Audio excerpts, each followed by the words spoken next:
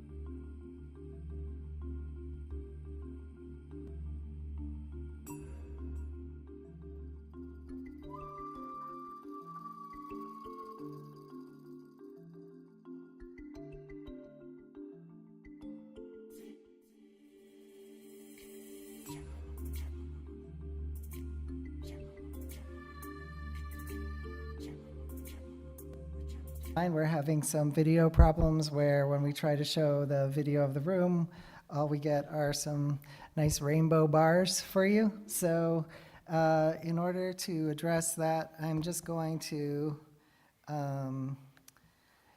use the camera on my Chromebook and point it in the general direction of whoever's speaking.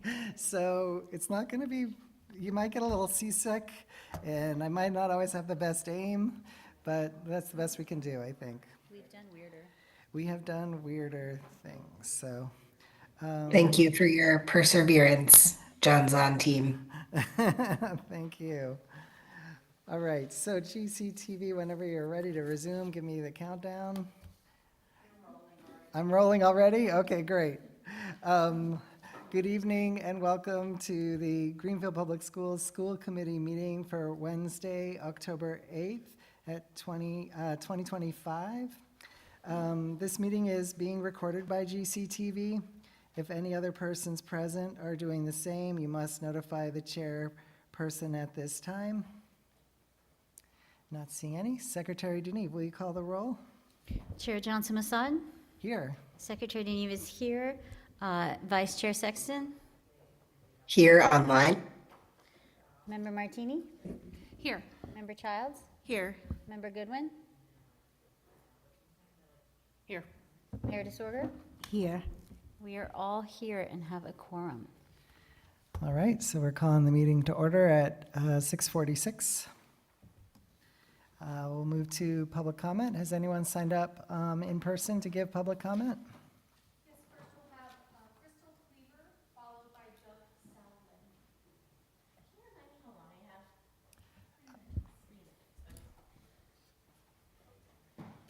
And you're going to want to grab that microphone, and it takes a couple pushes to turn it on, but it will turn it to green when it's ready.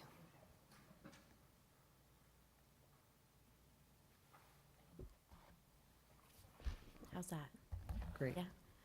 Hi, everybody. I know some of you I've never met before, and I've given public comment at school committee before, so I have opinions about the public school system. I'm a parent of a second grader at Federal Street School.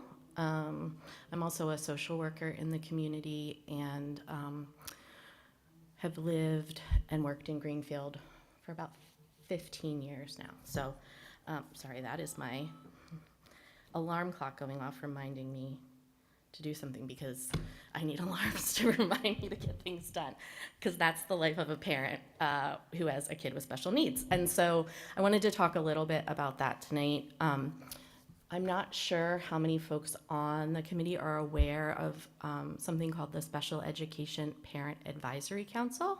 I see heads nodding. I like that. And some not, and that's okay too. So we say CPAC for short, Special Education Parent Advisory Council. It is a law in the state of Massachusetts that every school district have a CPAC. There's also, just as a side note, also something called an LPAC, English Language Parent Advisory Council. And in our school district in Greenfield,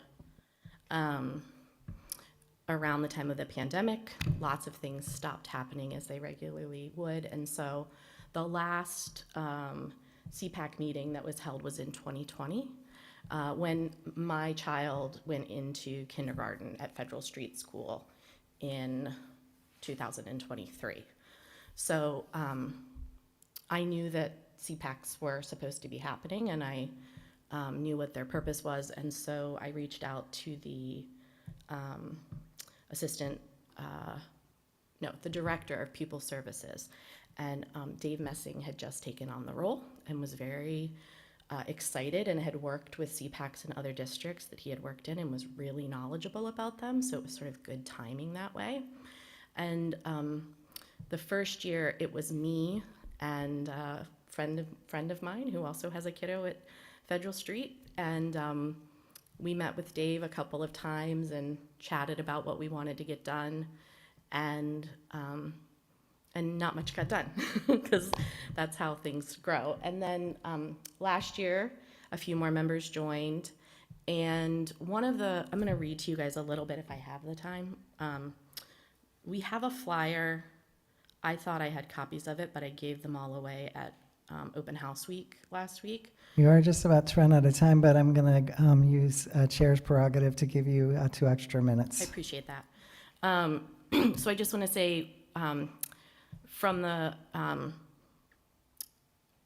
Department of Elementary and Secondary Education, the purpose of the CPAC is really to sort of honor the fact that parents are a really important and strong voice for their kids within the school system, and particularly parents of kids with special needs. And so these were developed as a way not only to advise the school, but also the school committee.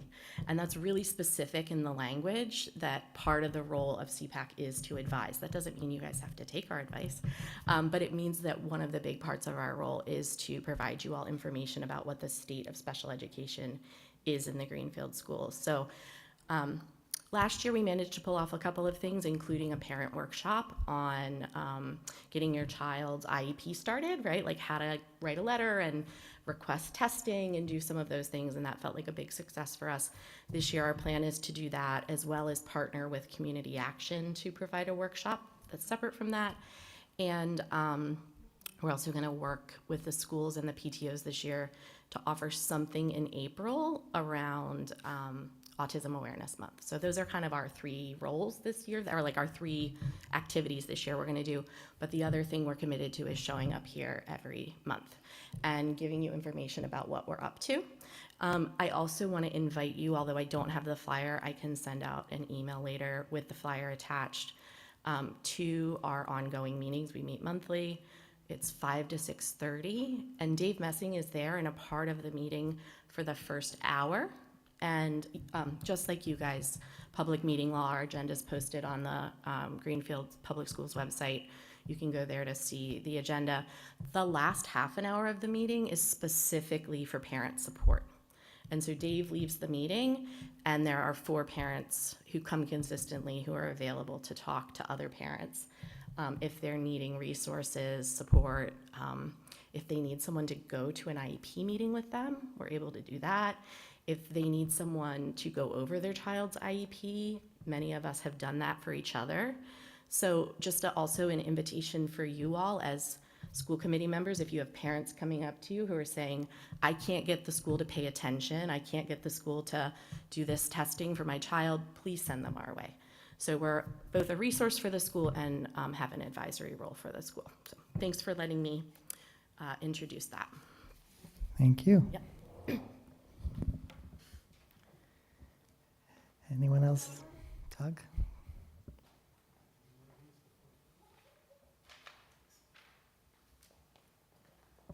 I don't know. This chair, not that chair. So Doug Selwyn, Greenfield. I'm here to talk about 2 different things. First is, I know you're talking about composting tonight, or I think you are. And I just wanted to strongly encourage you to support that. I've been in several schools where composting is carried out, and it's a great learning tool. The kids learn how to do that way faster than the adults do, and carry it out with enthusiasm.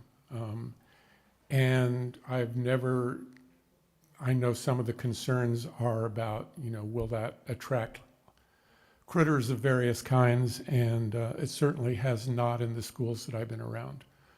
It's been managed well, and it's possible to manage well, so I encourage you to do that. The second thing I wanted to talk to you about, I want to invite you to an educational forum that we are holding October 22nd from 6:30 to 8 online, and it's focused on the schools we want for our kids. What do we want for our children from by way of education? This is a response to, of course, last year, the ballot question eliminating the MCAS as a graduation requirement left, as far as the governor is concerned, a vacuum at the top, even though the standards are still in place. And she has a committee going around listening to the public, or at least presumably listening to the public, and they are coming up with another one-size-fits-all plan. And as a response to that, Citizens for Public Schools and others have gotten together and are holding forums across the state to really ask the public, what do you want for your kids? What do you want schools to offer your kids? What do you want them to take with them when they leave? And so we're holding conversations. Again, it's online from 6:30 to 8 p.m. on Wednesday, October 22nd.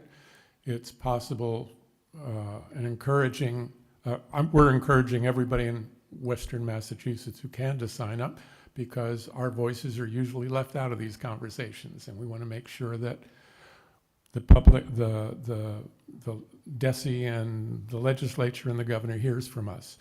If you want to sign up, you can go to fccpr.us, and there is a sign up button on that page. Again, it's FCCPR, Franklin County Continuing the Political Revolution, fccpr.us. And we hope you will join us and add your voice to the conversation. That's it. Thanks. Thank you. Any other public comment in the room? Okay, let's see. Is there any public comment from folks online? If you can raise your digital hand or some other way, let me know. Not seeing any. All right. We will move on to a report of student representatives to the committee. Kaylee Lewis. Kaylee, welcome. Thank you. Hello. So the other representative wasn't feeling well, so I have this 3-page report to present by myself. Student Council. The Student Council has had an eventful month. Homecoming was a huge success. We had our first Spirit Week dress up, elected class officers for 8th and 9th grade, and helped at the Green River cleanup. October will bring Pink Out, Unity Day, and preparing for our lock-in and lip sync. Key Club. Key Club students joined together with Student Council and Sustainability Club to assist with the Green River cleanup on September 27th. 32 students worked hard to clean the bike path that runs along the Green River. We are looking forward to the gleaning at Bostrom's farm in early October. Key Club will also be collecting donations using special trick-or-treat boxes that will go to Starting Strong Zambia. This project supports UNICEF's early childhood development work in Zambia, with a focus on providing sustainable, community-based support for children, families, and caretakers. Lastly, watch for Key Club at the trunk or treating hosted by the DSFC PTO. Athletics. Congratulations to our Brad's Place Student Athletes of the Week, Holly Babineau from girls soccer and Christina Kostov from field hockey. Congratulations. Athletics is off to a busy start. Check out a game. Go to arbiterlive.com for a full schedule of events. NHS. NHS members have started making plans for this year's activities, fundraisers, and events. We have started work on our Adopt a Family project, one of our most important activities of the year. Invitations were sent out to 28 juniors and seniors who have met the academic requirements to apply for membership in the National Honor Society for this school year. Most have begun the application process, and we look forward to expanding our membership at the induction ceremony on October 16th in the GHS auditorium. French Club. French Club held its first meeting in September to plan activities for the year, which include winter and spring coffee house in December and May, Taste of World Cultures in March, and many other social activities celebrating Francophone culture such as ratatouille, the food and the film. Crepes, galets de roi, I take French, I should know how to say this, and more. See the full list of planned activities here. There's a link in this, but I'm not sure how that would get to you guys. Additionally, we continue to fundraise and prepare for our trip to France in April. There is still time to sign up to join us on this incredible adventure. Contact Madame at annhar1@gpsk12.org for more information. Spanish Club. Spanish Club has started the year with 2 planning meetings that of course included dancing. We will meet next week for some Jeopardy-style Spanish trivia along with other fun activities. We have also planned our first cooking night and started plans for Dia de los Muertos celebration. On another note, plans continue for our trip to Spain in April. There is still time to register for this awesome experience. Reach out to Senora Cloutier for more information. Drama Club. Drama Club has assembled our cast and crew for our fall play, Nightfall with Edgar Allan Poe by Eric Coble, featuring dramatizations of The Raven, The Fall of the House of Usher, and The Telltale Heart.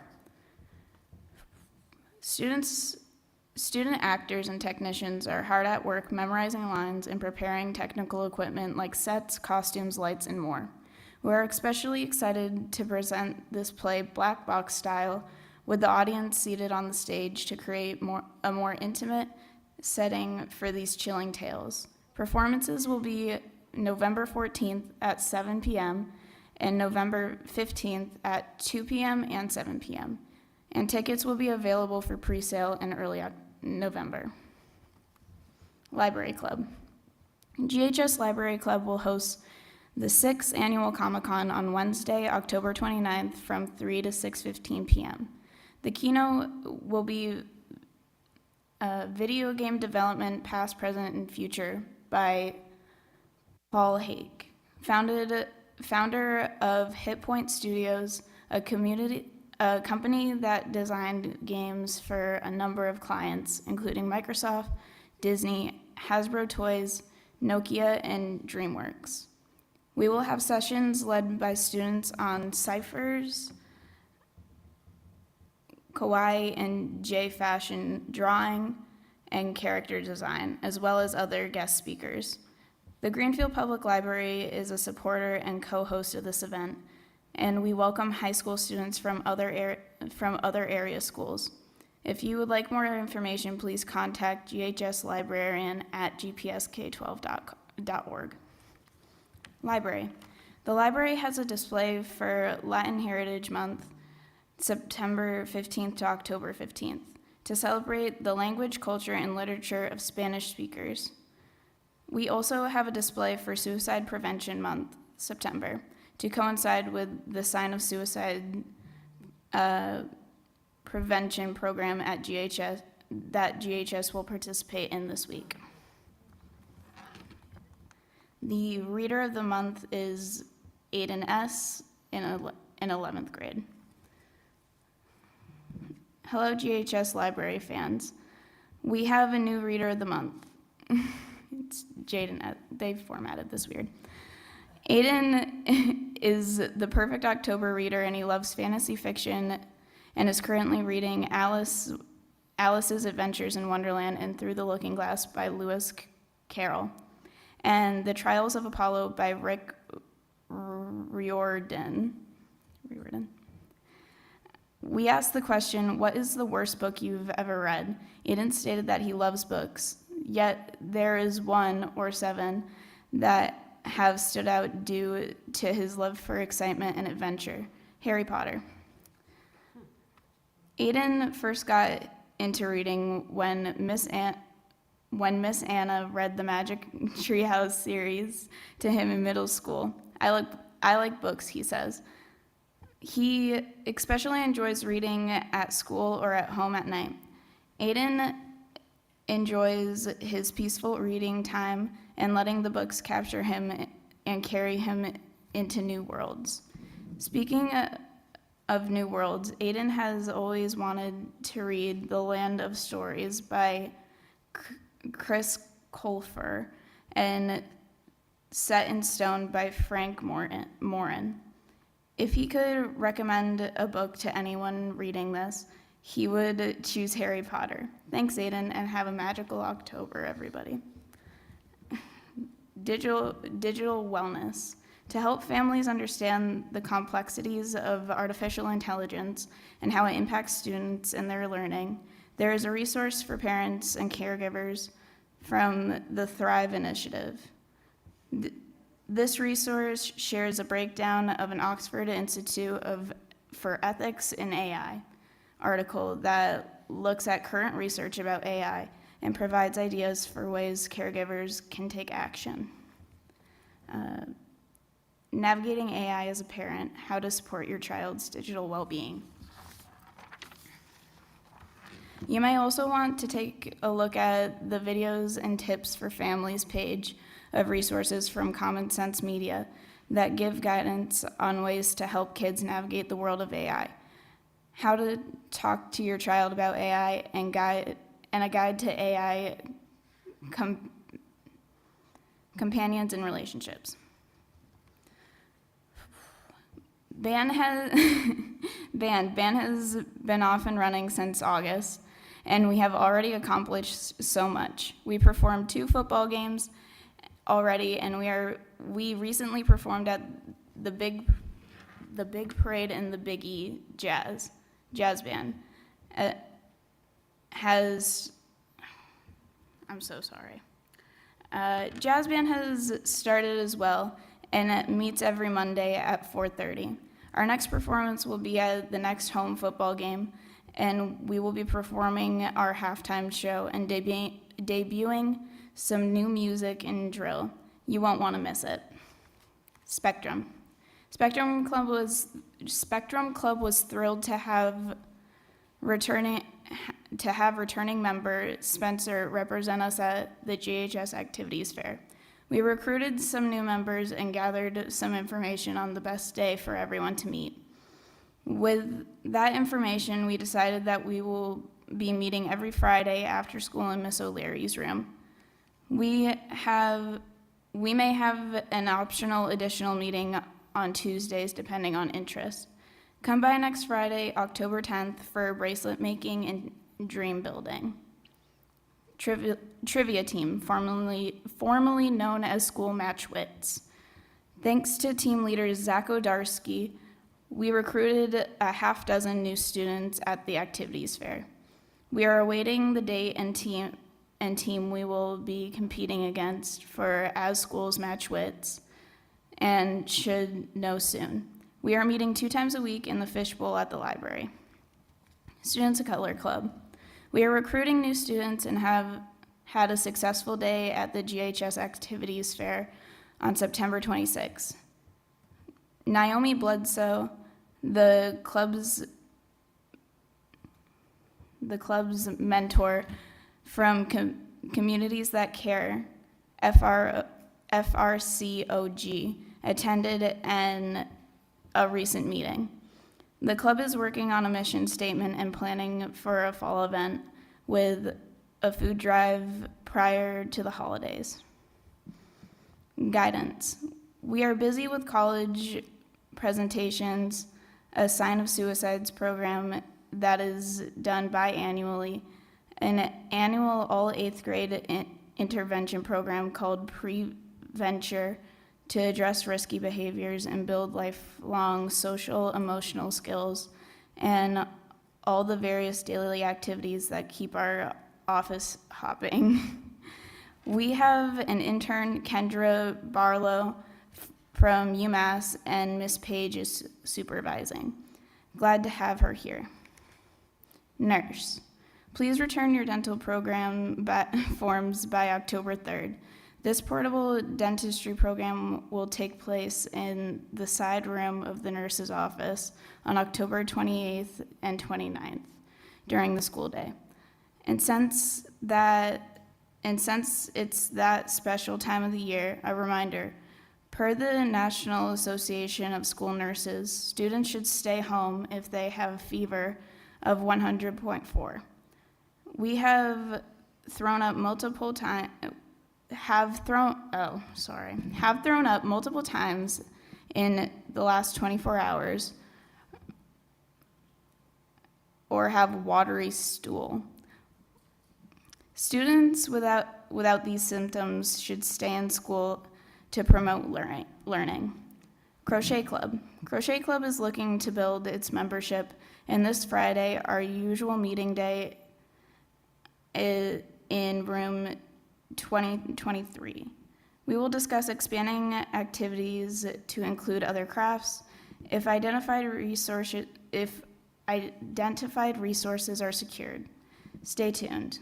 Artist of the Week. The Greenfield Garden Cinema will be recognizing an Artist of the Week.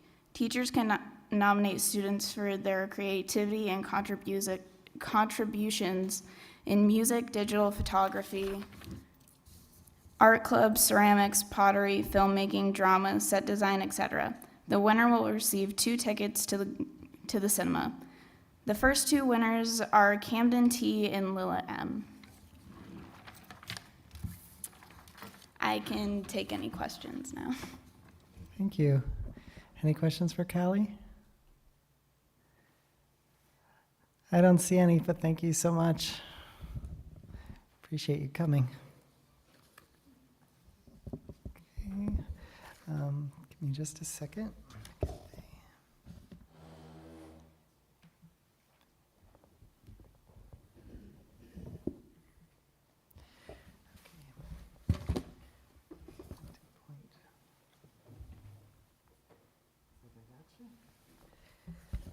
Reports of the administration.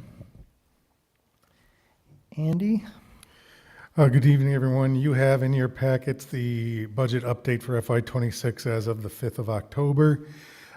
Just not much activity report on the operations side, just some technical things. If you go through the report, there are some negative encumbrances. They don't have an impact on the bottom line, but it's a part of the year-end close, the city's still closing the fiscal year. Once that's closed, we're assured that those things will be corrected.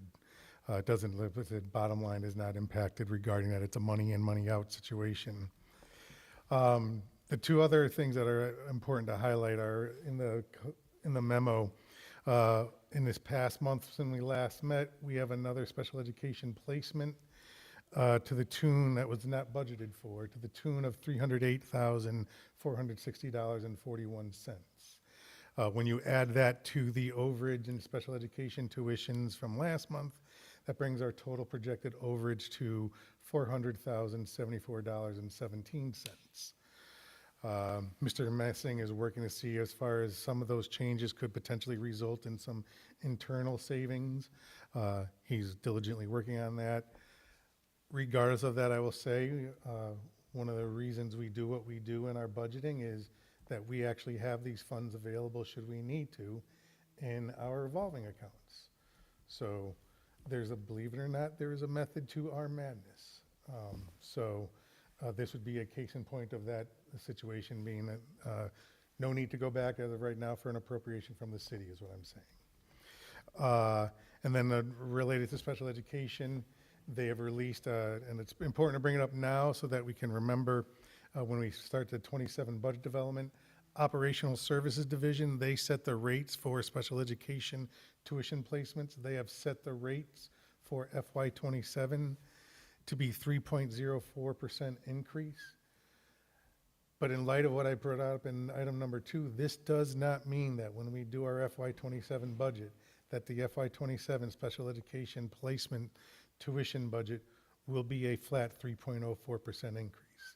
We already have $400,000 added to the base of our budget. So just something to keep in mind as we're going to be starting our FY27 budget development in the next couple months. So I just wanted to share that as well. On the positive side, two things. The revolving account report, with the year being closed, we are not closed, I should say, we were unable to get the FY26 up-to-date amounts. Again, we're only in October, so there's not a lot of activity. But I do want to share that the special education preliminary circuit breaker numbers have been received. When we build these budgets, the Department of Ed advises us to budget at 70 to 72% of your claims from the prior year.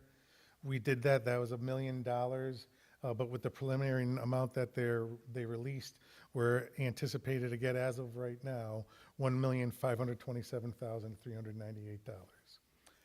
That will be what it is. We always use our tuition for circuit breaker in arrears, so that will be helpful for us as we do our FY27 budgeting. With that, I can answer any questions that you might have. Any questions for Andy? Mayor? What was the increase last year? I forget. Increase last year in what? To the special ed tuition that the state, that it was set. The OSD rate? Yes, yeah. Give me a second, I'll find I that. just forgot.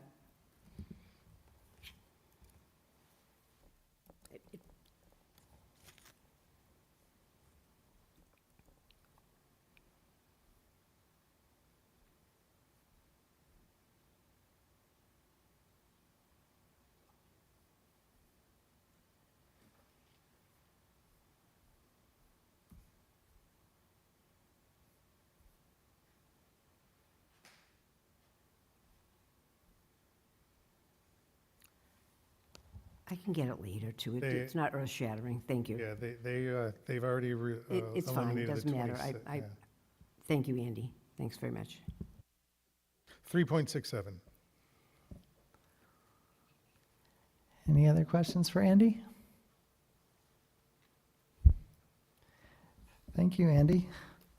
We'll move on to report of the Assistant Superintendent and Superintendent.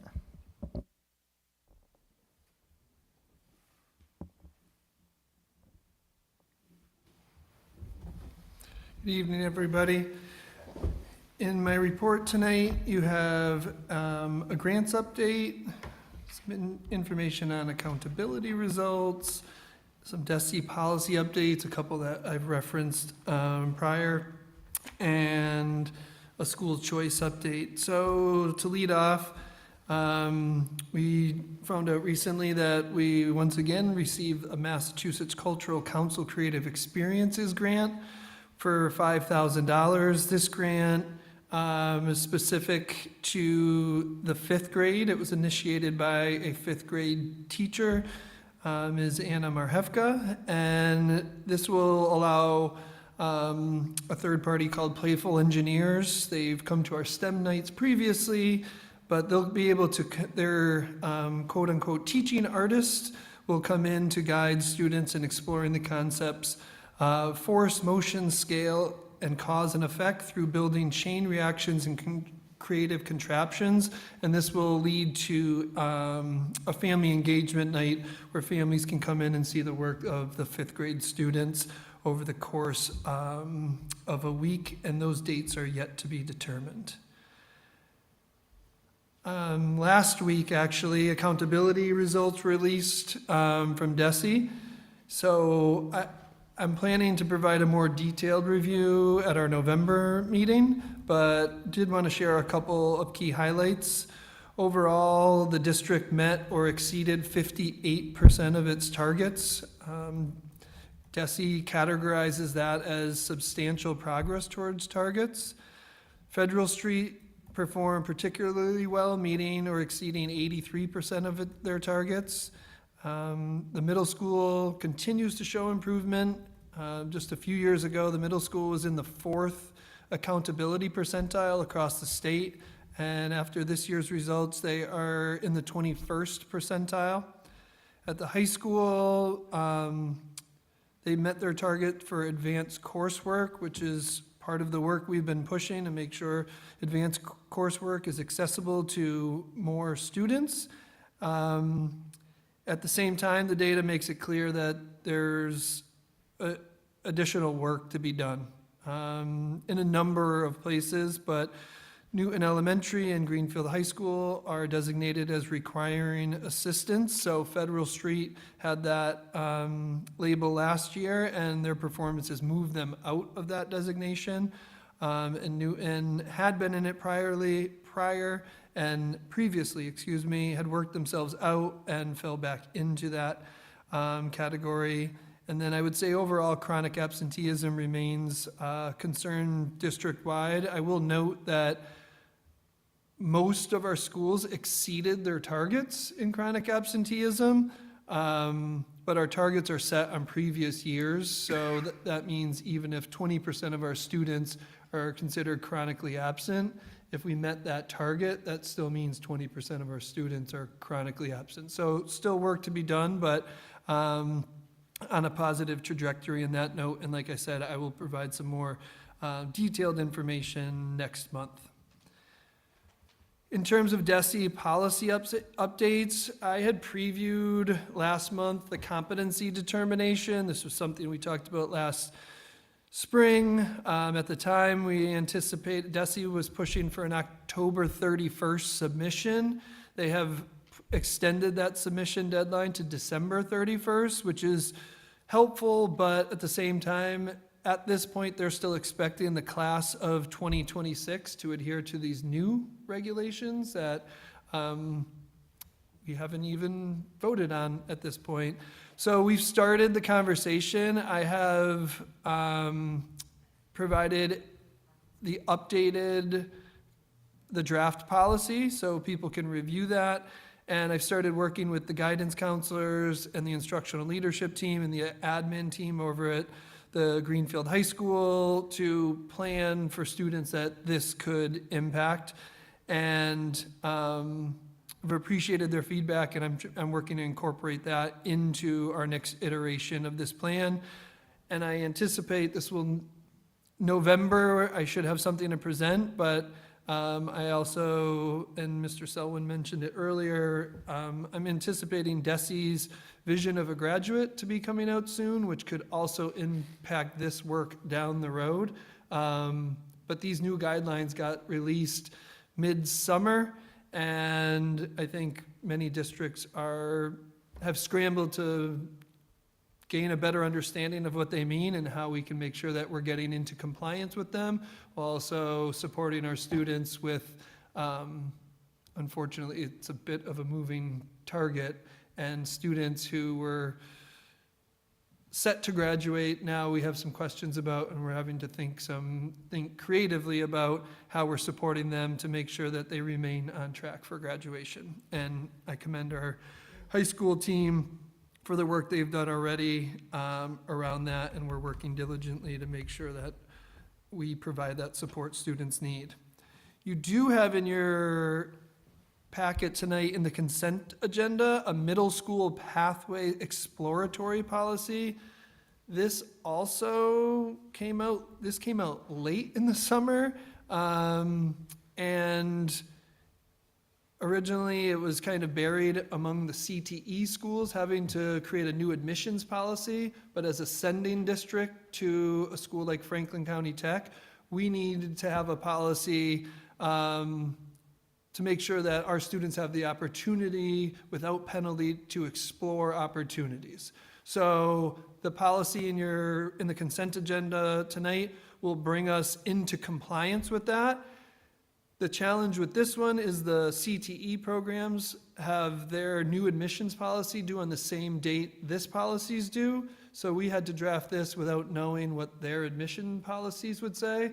So this also might be one that I come back with tweaks. But I have reached out to Franklin County Tech, and it seems like we're in alignment with other middle school programs in the area that they've been working with. And I just want to credit the GMS principal, Michelle Fendamore, for her work on this. It's been very helpful to have her input, and her and I and Mike Browning from the high school met last week to review it. And our attorney did review this and feels like it's in line with the guidelines DESE's provided. So like I said, some of this, I don't always like to say we're just doing this to get into compliance, but it does bring us into compliance, and then we can always revisit it. And then the school choice update, and you can certainly read through it, but want to make sure people are aware that we have 97 active homeschool files. Last year at this time, we had 103. Of the 97 active files, or I'm sorry, that's a misprint. There are 42 additional that are currently inactive or incomplete. That's a similar number to what we had this year. This is something I actually, just before I came here, signed approximately 42 letters to go back out to those families because they're missing something in their application packet or didn't provide information in regards to their homeschool. So we're reaching back out to get that information. And then this goes into a little bit about families who have re-enrolled, what grades they're in, and other students who have either aged out, graduated, left the district. And those numbers will shift a little bit based on the letters that we're sending out, because sometimes we get return mail that says this family's now living in X community, which then means we adjust because it's the resident district that has to approve the homeschool plan. Thank you, Superintendent. And we'll do questions for both of you after.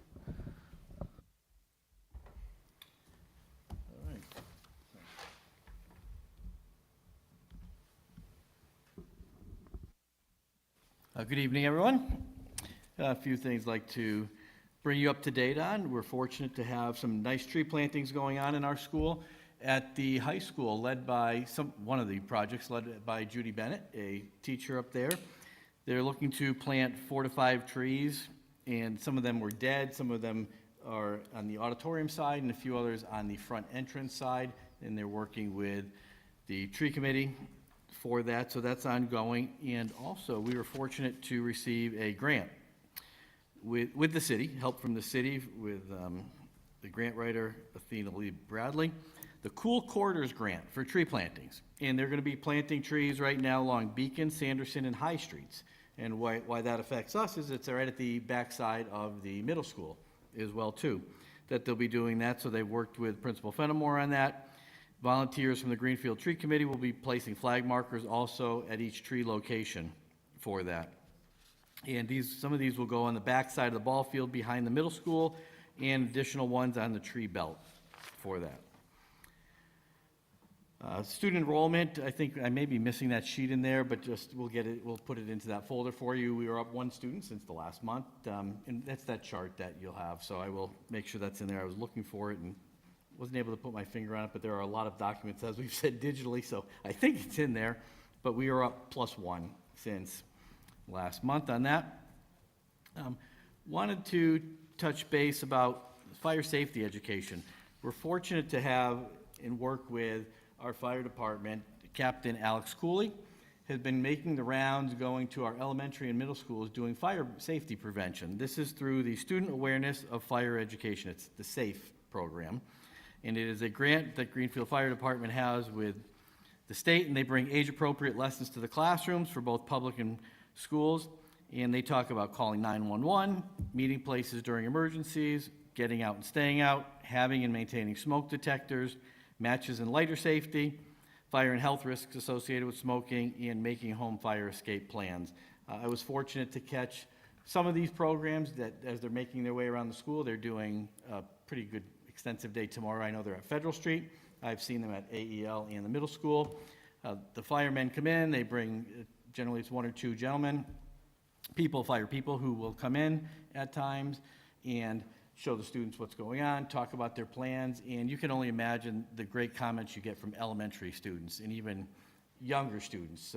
Over at AEL, the principal, Taglia, was mentioning to me that one of the young students was worried about their dog and was letting the firemen know that their dog, Molly, is upstairs or something like that. And there are different plans that can happen, and I did catch a tail end of one of them, and I think, don't quote me, but I think there are things with apps, and people can do things online, and you can even tell how many people would be in a house potentially, right? How many live there, and how many animals or cats and dogs. So when firemen or firewomen respond to it, they would know what's going on. So a nice program that they're doing out there, because you can never be too safe in that sense. So thank you to Captain Alex Cooley for doing that with us. For our facilities department, just wanted to bring to your attention some nice savings that are happening. I mean, we talk about a lot of the things that happen, and right, we see a lot of our job is, and your job is money, right, and spending and appropriating money. But we do have a lot of talented individuals who work for us, right, all across the department in different ways. So this one here is just some highlights to our maintenance department, who have done many things in-house, as many things as they can, obviously, by fixing the Greenfield Middle High School boiler. A control system was offline. Sometimes you have to just dig and find a 3-amp fuse in the control circuit that's blown, replace the fuse, reset, voila, right? You're back in business on that one. We've had, believe it or not, we've actually had some cool mornings, right? It doesn't seem, and they're coming up. Frost warning for Friday morning was issued the other day, so we may be down to 28, I think, on Thursday night to Friday morning. But one day, the past week or so, AEL didn't have any heat. Both boilers had tripped gas valves. Maintenance department reset the valves, gets the system back online, right? Low pressure fault from the supplier feed on that one. The library rooftop unit at the high school faulted out at variable speeds, found some blown fuses, replaced those, and reset. Small things such as at Newton Elementary School, the file office cabinet snaps off. They can't access it. They were able to buy a new lock, drill it out, replace it, back in business in that sense. So they're doing a lot of things. Walked in one day, Greenfield High School had no hot water in the school. Bad circulation pump, seized actuator on one of the domestic water boilers, swapped it back out, get it running with a new motor from MCOR on the actuator, and they're gonna swap out the pump. So our maintenance department is working. They go into work every morning thinking they have a routine to do. Thinking, right, like many of us do when we go to jobs, that we're going to do certain things.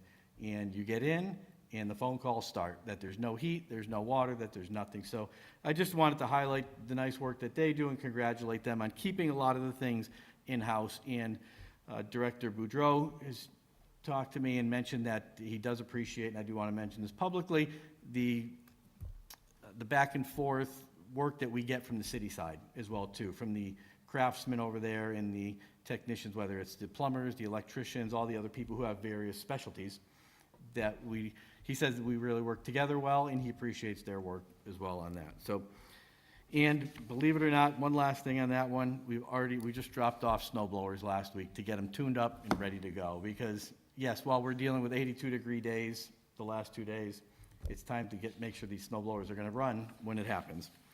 So we have that going on right now. Some of our field trips, starting the beginning of the year, we did hear some from our student report, but our band performed at the Big E, had a great time and did a nice showcase. Our Beacon students went to a fair at Greenfield Community College recently to get our students on a college campus.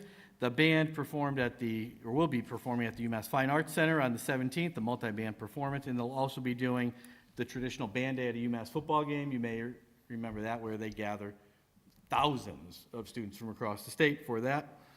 And our GHS Advanced Euro students will be going to the Renaissance exhibit at the Mass Fine Arts Museum coming up. Also wanted to just put a nice plug in for, today was the first day for Unified Basketball. They had a game against Northampton, and this is where we have a full team of basketball players they're combined with special education students and regular general education students. And if all goes well with this, Unified Sports is staking over amongst the state and is being part of, under the Mass Principals Association, part of the MIA, though not directly, but under that arm. If all goes well, we hope to collaborate with the Special Olympics to bring unified track and field to Greenfield High School in the spring as well.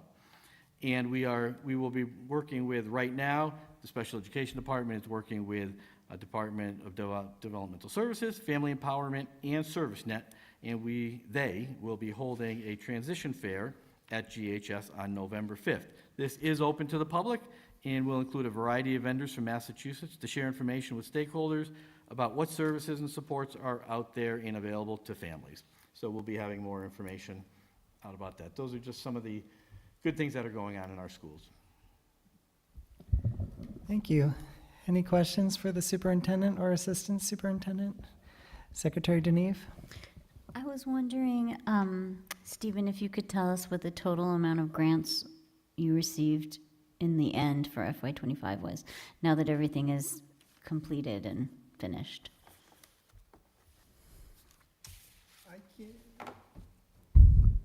Yes, I can give you the number I knew you asked this question in August too, right? So I was prepared.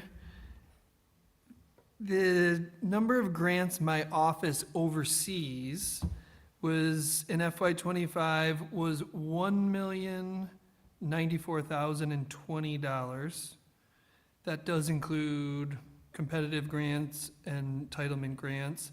And FY26, currently, it is at $1,670,460, which does not include entitlement grants because those haven't been secured yet. So that would push that number to $2,503,552. But the increase for that is due in part to that opioid grant that I've mentioned before, as a $1.5 million grant. We're the primary, so that's distributed amongst 7 other partners as well. My rationale for asking this question is because we hear so much about administration costs and the salaries for our administrators, and you're an administrator who's brought in, more than $2 million in grants. So I just want that on record for the public to understand that that's one of the things that our administrators do, and if they were not present, that would not occur. So I really appreciate you getting that amount together so that we can keep an eye on that, and thank you very much. Of course. Thank you. Other questions? Mayor? I had a question about the homeschool. So could you explain a little bit more about that?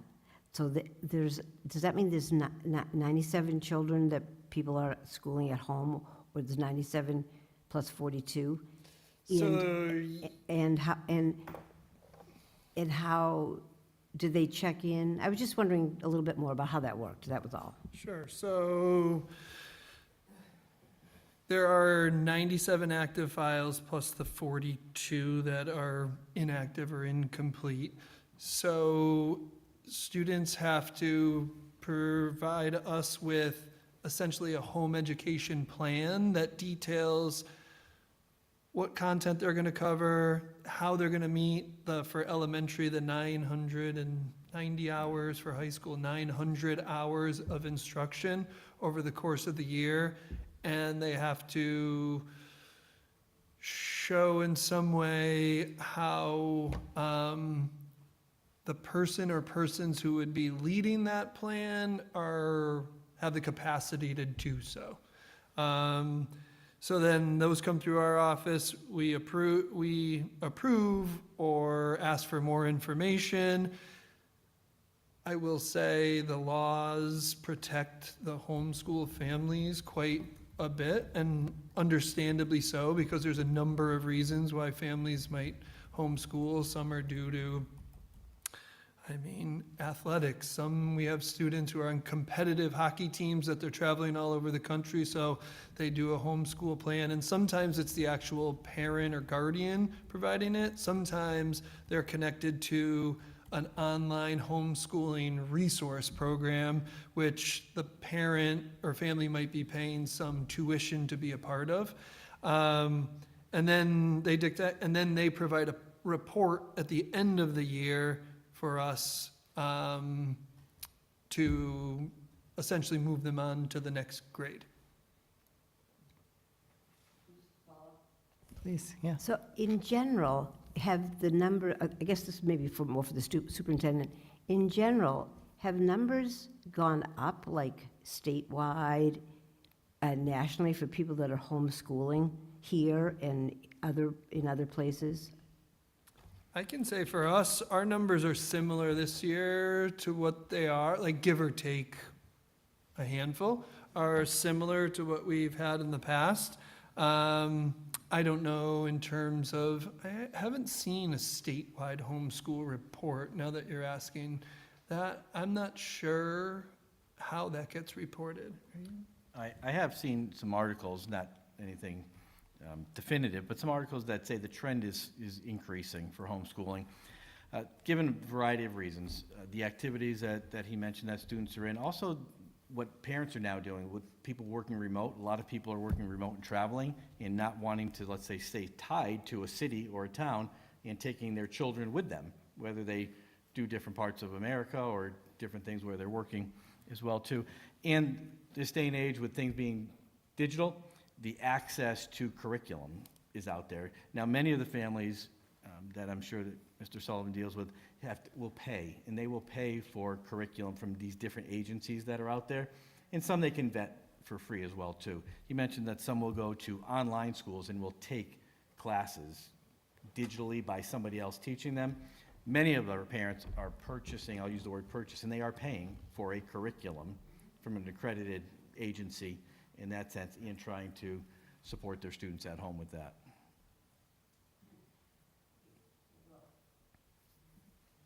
Any other questions? Not seeing any. Thank you both so much for your report and your continued good work. If there's no objection from the committee, I'd like to move up item 9A, composting of food and paper waste discussion, to now. I'm not seeing any objections, so we have Amy Donovan from the Franklin County Solid Waste Management District here. If you'd come forward and turn on the microphone and you can participate in the conversation with us. I guess maybe we'll start with the superintendent. Can you tee us up a little on this topic? And then Amy can be here as a resource for us as we discuss. Yep. So in your packet today, I believe might be in the new business. Yep. If you go to the new business folder, there's a composting PDF that I did hand out last month as well, so it's the same. And it talks about how I and many others met in August with some people regarding composting. And then I gave you a cost program that would cost, if we were to implement it for a full year, starting at a full year, roughly about $20,000 in terms of costs. Some of those would be reoccurring, a few would be startup, like the barrels would be a startup cost. Bags would have to be purchased every year, compostable bags. You just can't throw them in plastic bags. And then obviously 6 dumpsters, 2 cubic yard dumpsters and 1 4 cubic for the high school. If we were just to do the high school, as we've potentially talked about, and people have thrown about that as an idea of getting started this year, if you were to do the high school, because there does seem to be support at the high school through some different, the student clubs and teacher-led support there. I did talk with our facilities director. The cost for a year at the high school would be about $4,000 to do that. Many of the other concerns that you've heard before are that it would be a little more work for custodians in and out, trash barrels, cleanup, separation. I know, yes, the students would dump it in, but somebody still has to haul it out and do that type of stuff. They are bringing out the same trash, obviously, but now it's just being separated. And as somebody mentioned earlier in the public speaking, the pests, right, at times, and having to do that, because I haven't been here when it's been done, but I've heard stories from the past when they were closer to buildings. Obviously, we'd have to keep that in mind where you were placing dumpsters. And there seem to be some different mitigation strategies that I believe Member Sexton talked about that could be had to try to mitigate any things that are happening there. Thank you. Maybe we'll see if we can get a motion about composting to use as our discussion. Secretary Deneve? We actually made a motion in our community engagement subcommittee meeting because we met with Greenfield. And so we were going to propose our motion today during the reports, but it seems like maybe it would go here. Yeah, why don't you do the motion now? Okay, hold on a second. Where did I put it is the question. Give me 1 second. Okay. We just sort of wrote this quickly, but we as a community engagement subcommittee recommend that the Greenfield School Committee direct the superintendent to research the cost and details of restarting the compost program at all the schools and working with Greenfield to abide by our policies and restart the composting program.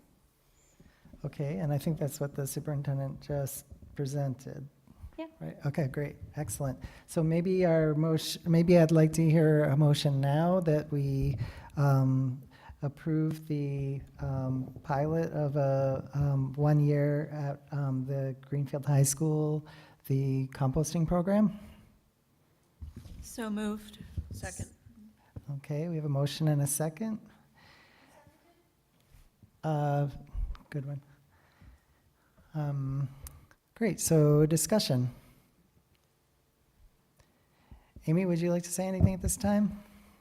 Stacy has. Sure. I prepared a little background info. I don't know what you all have discussed in the past, so I don't know if it would be redundant or if I should give a little summary.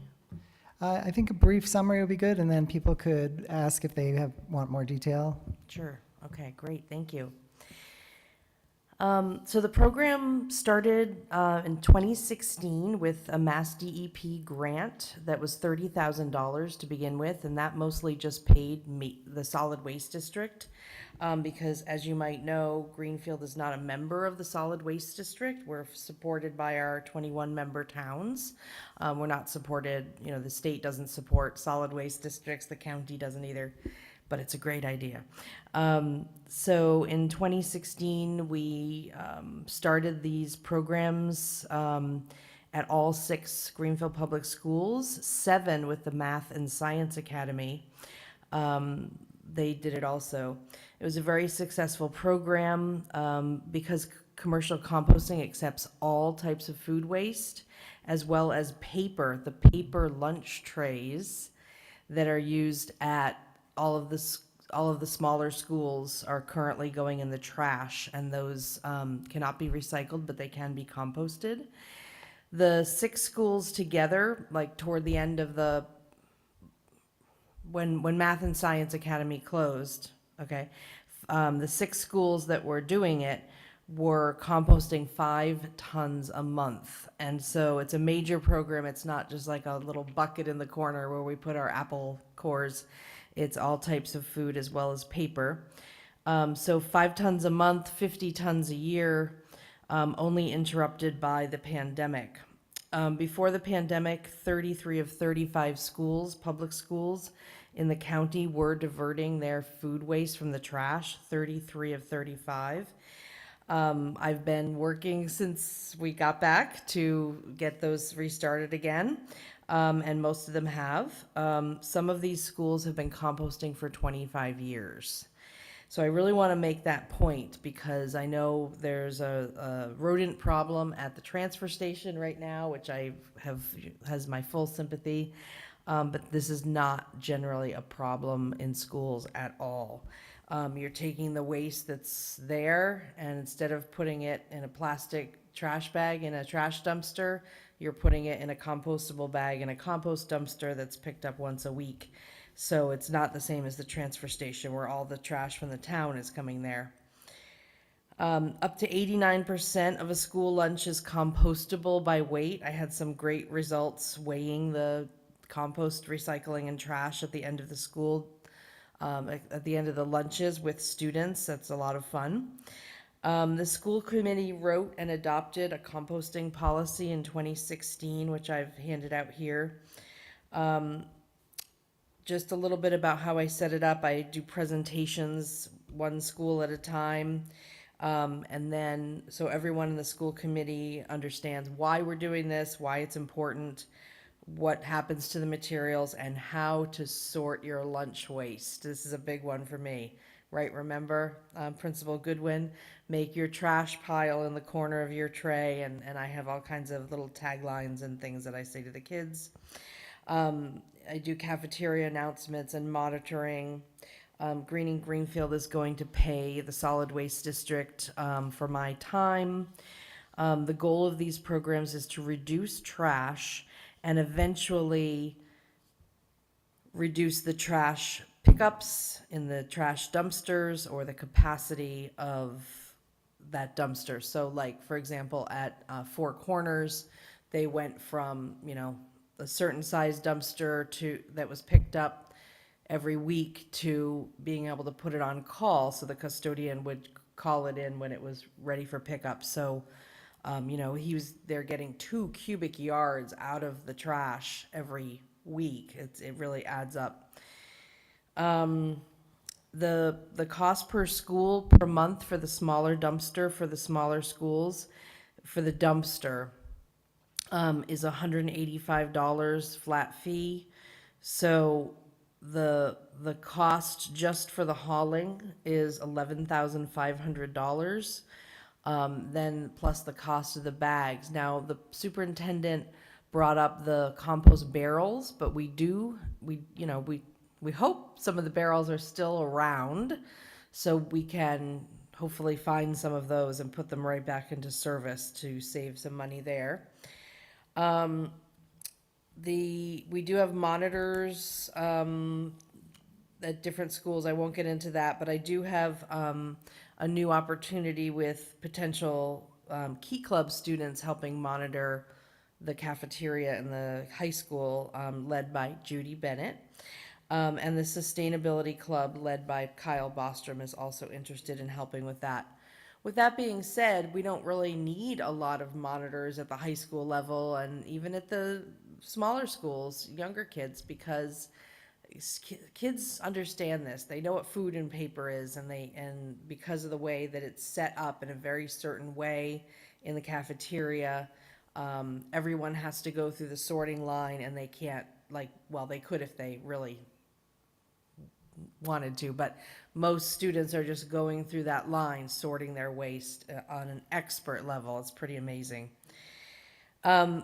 Lastly, this program had a huge impact when it ran successfully for 4 years. The schools greatly reduced trash. We taught students about sustainability and personal responsibility, sorting your own waste. The composting lessons are included in the Massachusetts state curriculum, so we're supporting that with our actions.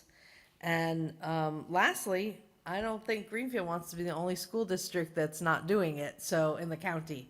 So Franklin County is a leader in composting statewide because of Martin's Farm, because of Franklin County Solid Waste District. And like I said, waste districts are not established across the state. It's a very special type of organization. So I hope that we can get this program started again and get on board with getting all this 5 tons of food waste and paper waste out of the trash each month. Thank you. Thank you. Any other discussion on the motion or questions for Amy? Oh, Stacy, thank you. Thanks. Yeah, I just had a couple of questions. One is more of like an informational, is this a pathway? And then another one is more specific to the motion itself. So the general information is, could leftover building funds from the high school construction be used for this purpose if one of the intents of the high school was to be a green building? And so that's sort of I don't know if that's an allowable expense kind of a question. But then the other one is, as the motion was stated, it's like it said that we'll pilot this in the high school. Can we also say when we'll revisit the matter? Like, can we go ahead and plan the next time that we'll talk about this and decide to either continue at the high school or hopefully expand into the other buildings? Why don't we get an answer to your first question first? I guess, yeah, what Thank you. about budgeting if we were to do this, and how would it, which account would it come out of, et cetera? If you're, whether or not the high school construction project monies could be, I'm gonna either defer to the mayor, to defer to bond council. I'm gonna incline to say probably not, because since it was borrowed funds, they need to be used for a like project, and I'm not sure if compostable dumpsters and other materials would fall under that purview. But as to far as like the budgeting for it, most districts when they do this would be looking at it, since it's primarily from the cafeteria, would come out of the school lunch revolving account. And the school lunch revolving account here in Greenfield is healthy enough to take this on. And actually, you're allowed a certain amount to carry over in that revolving account. And then when you are over that threshold amount, the USDA, who oversees school food service programs, look for you to reinvest funds back into the program. So this would be an appropriate use of those funds. So it would come out of my recommendation would be for it to come out of the food service revolving account.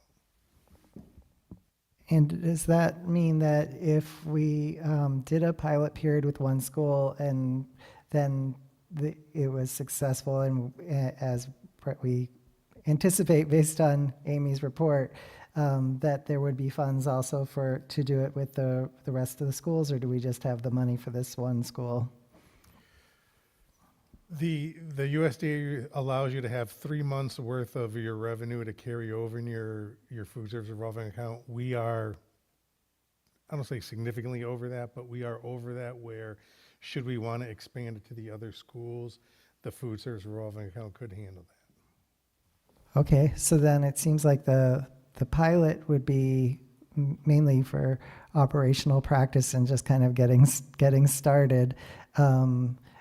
I guess would we want to, I guess if we wanted to say for the rest of this school year, the high school, and then look at the remaining schools, what time frame would the committee want to reconsider, like voting on expanding it to the other schools, Superintendent?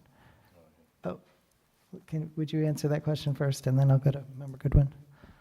I think budgetary-wise, as we create the budget calendar, we'd have to get that in the budget at some point in the spring. And I know that we're waiting just for some final dates on things, obviously the city side budget, that type of scenario. But you've gone through the Greenfield budget. I can speak of budgets, and I don't want to use the word spring loosely. You know the exact months that things may play out here. So probably, I think you'd have to, by April, at the latest, I would imagine, you'd have to have some type of idea.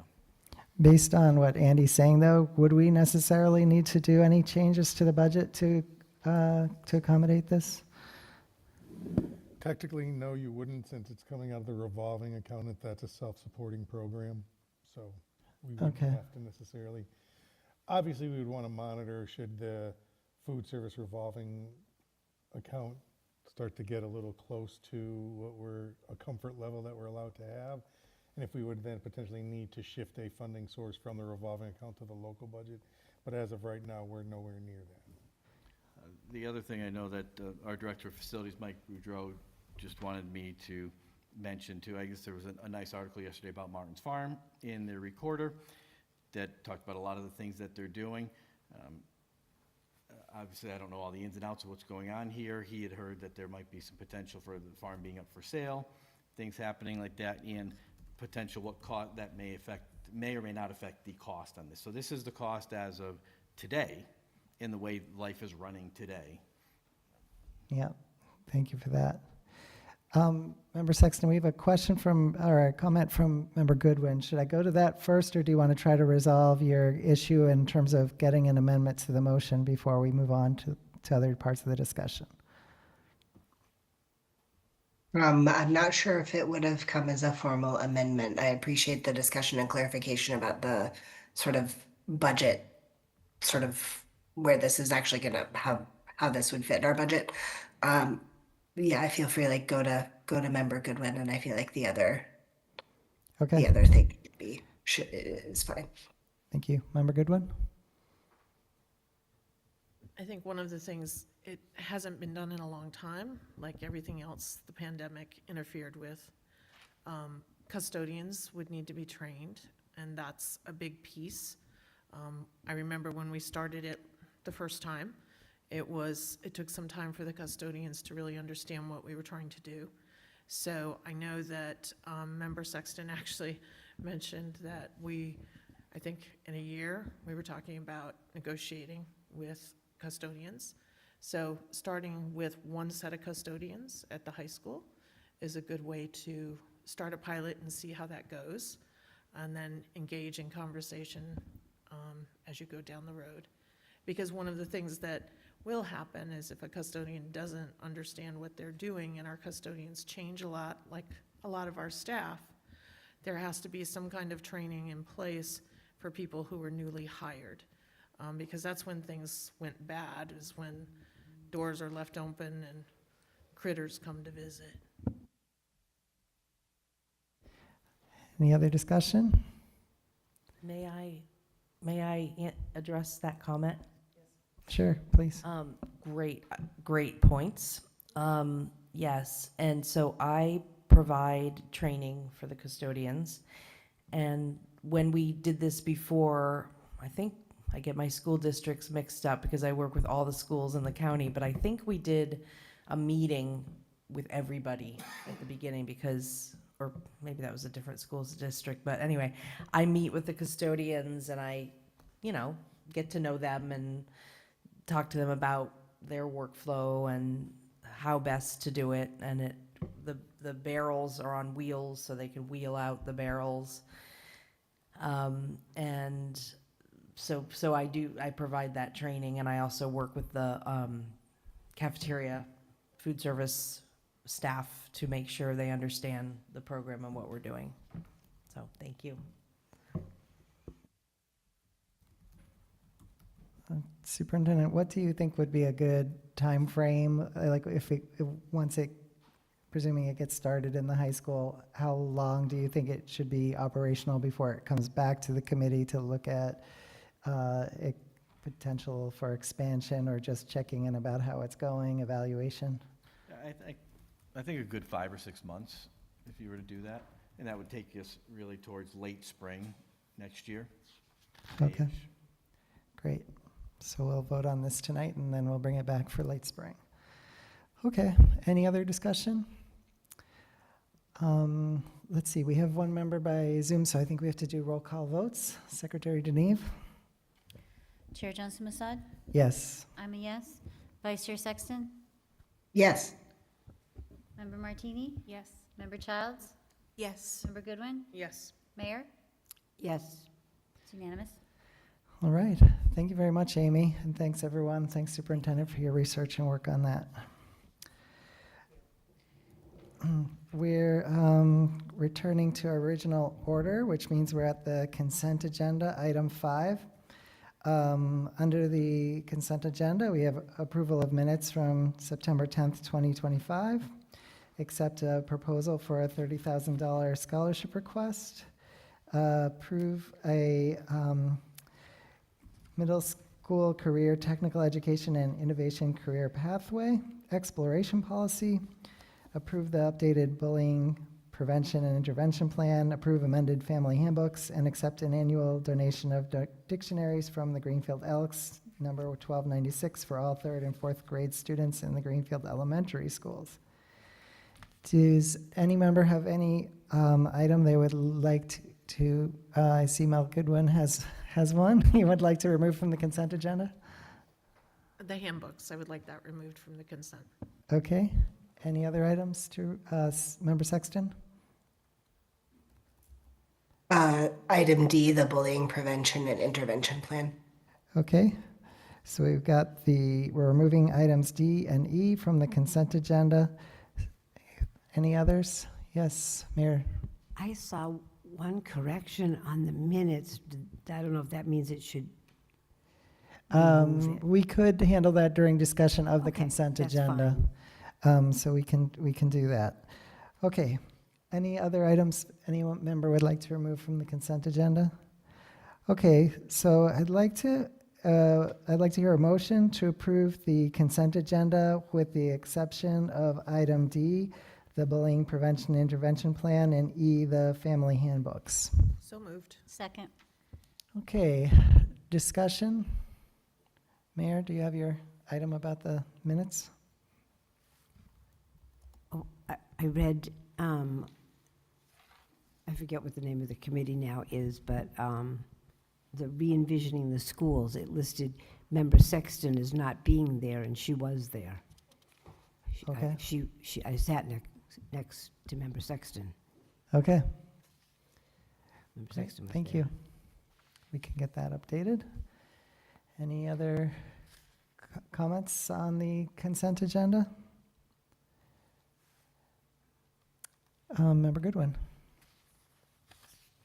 The handbooks, I just wanted to know what the changes were, that's all. The handbooks will be considered separately. So we're on items A, B, C, and F of the consent agenda right now. Any items people would like to comment on that? Member Childs. My only comment is a giant thank you to Dr. McDonald for that scholarship and to the Greenfield Elks Club for the dictionaries. Took the words right out of my mouth. Thank you so much for saying that. Any other discussion? Yes. I'll just, to jump on that, yes, it's great that you have alumni who are willing to give back, and $30,000 is not a small chunk of change, so we appreciate that. And also a nice shout out to the Greenfield Elks, number 1296, for distributing to all our 3rd and 4th graders, which are 251 students. So that is a lot of dictionaries. Thank you. Yes, thank you very much. Okay. All right. Member Deneve, can we have a vote on the consent agenda with the changes to the minutes as discussed? Of course. Chair? Yes. Vice Chair? Yes. Stacy? Okay, great. I'm a yes. Member Martini? Yes. Member Childs? Yes. Member Goodwin? Yes. Mayor? Yes. It's unanimous. All right. Moving on to item E, I'd like to hear a motion to approve the amended family handbooks. Motion? So moved. Second. All right, a motion from Member Childs, a second from Member Martini. Discussion? Member Goodwin?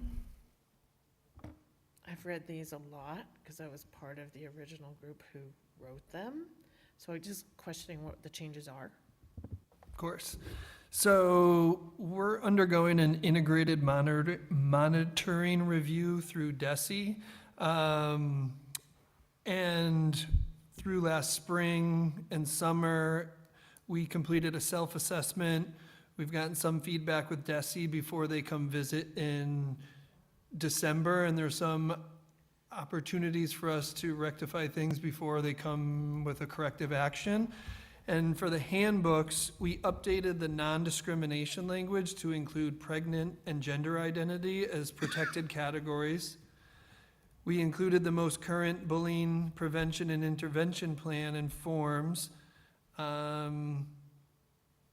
maybe should have done that one last. I'll come back to it. And we also included a reference to alternative remedies in the discipline section of each. Because before we can use exclusionary practices, we have to consider alternative remedies. These things have been in practice, but weren't in the handbooks. And when DESI reviewed them, they noticed that, so we made those adjustments. And maybe I won't be answering Member Sexton's upcoming question, but the bullying prevention intervention plan did not include the language around staff training or how the district reports that information. Again, it is things we were doing in practice, but it wasn't in the plan. So those pieces have been added to the plan. Thank you. Any other discussion on family handbooks? Okay, Secretary Deneve, will you call the vote? Chair Johnson-Masad? Yes? Vice Chair Sexton? Yes. I'm a yes. Member Martini? Yes. Member Childs? Yes. Member Goodwin? Yes. Mayor? Yes. Unanimous? Thank you. And I skipped item D, so we'll go back to that. I'd like to hear a motion to approve the updated district bullying prevention and intervention plan as presented. So moved. Seconded. Motion from Martini, second by Childs. Discussion? Yeah, can I start? Please. Yep, go ahead. Yeah, the reason that I wanted to remove this is because I did actually have some questions similarly to Member Goodwin of just what were some of the updates that were made that we were approving. But I also, as I was reading through it, I was wondering if we could get some more information about what are the remedies that are taken and what are the exact sort of like guidance given before it's referred to local law enforcement. So that's something that I would appreciate just some more information about. And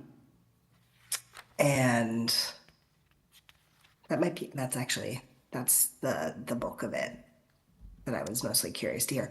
And I think at some point eventually I would love to have a more comprehensive like report or presentation about what's happening around bullying and intervention strategies in the district. So I think that's a fair question in terms of before it gets to law enforcement specifically. So I think that is something that has to be included in the policy per DESI. But I think we're very careful about when and where law enforcement gets involved, and it's never our first option.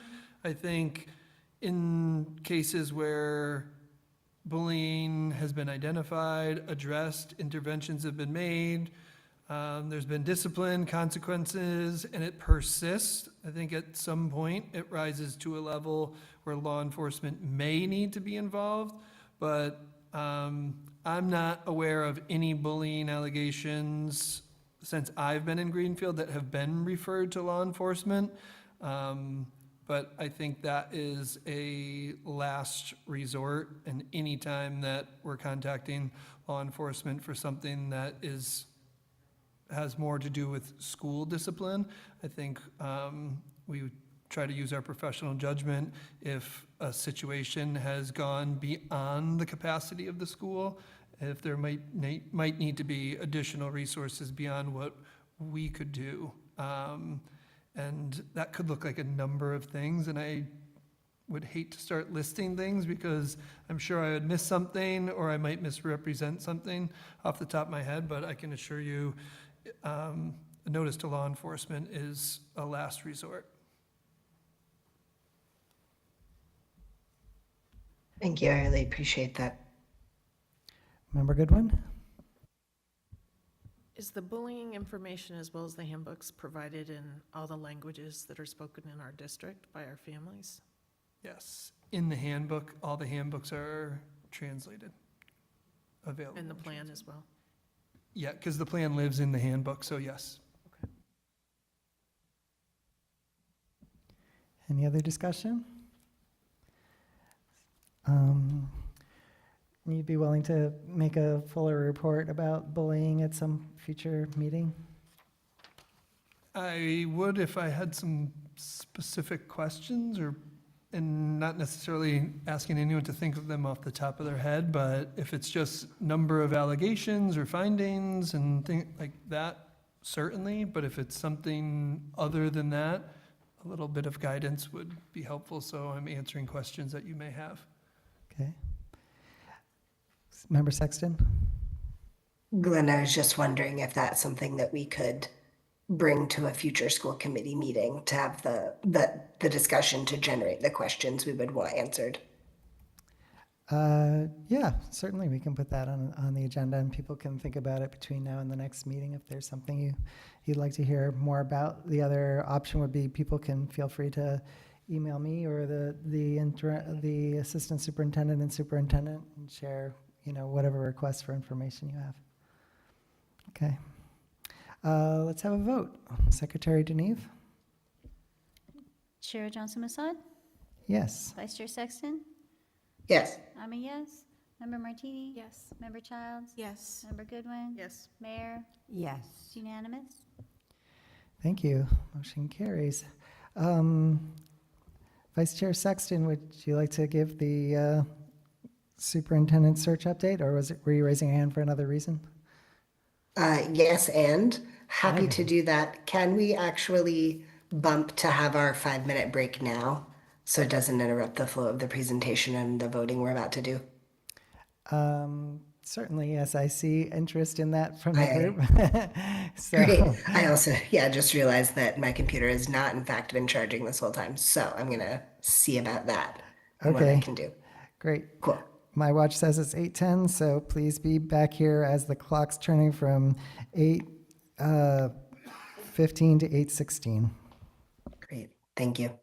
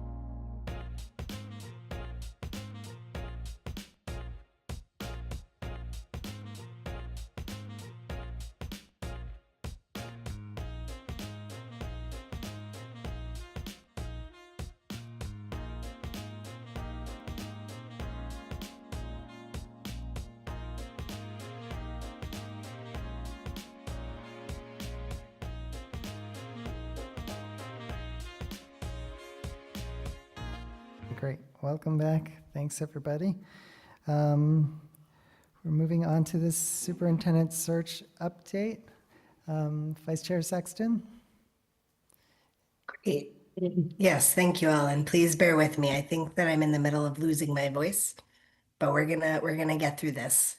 I also want to thank Judy Pellucci for being able to be on the call with us tonight from NESDEC, who's our superintendent search consultant and who I've been working really closely with to develop this plan that we're going to present to you today. Do I have the ability to screen share, or does Judy have the ability to screen share? I should be able to give you both that ability. Just a sec. That'd be great. That way we can have the slides up.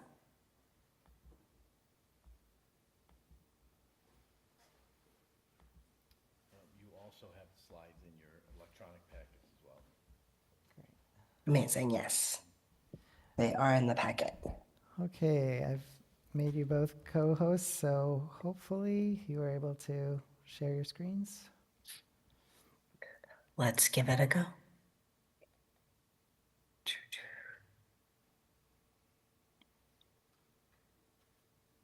This is everybody seeing slides?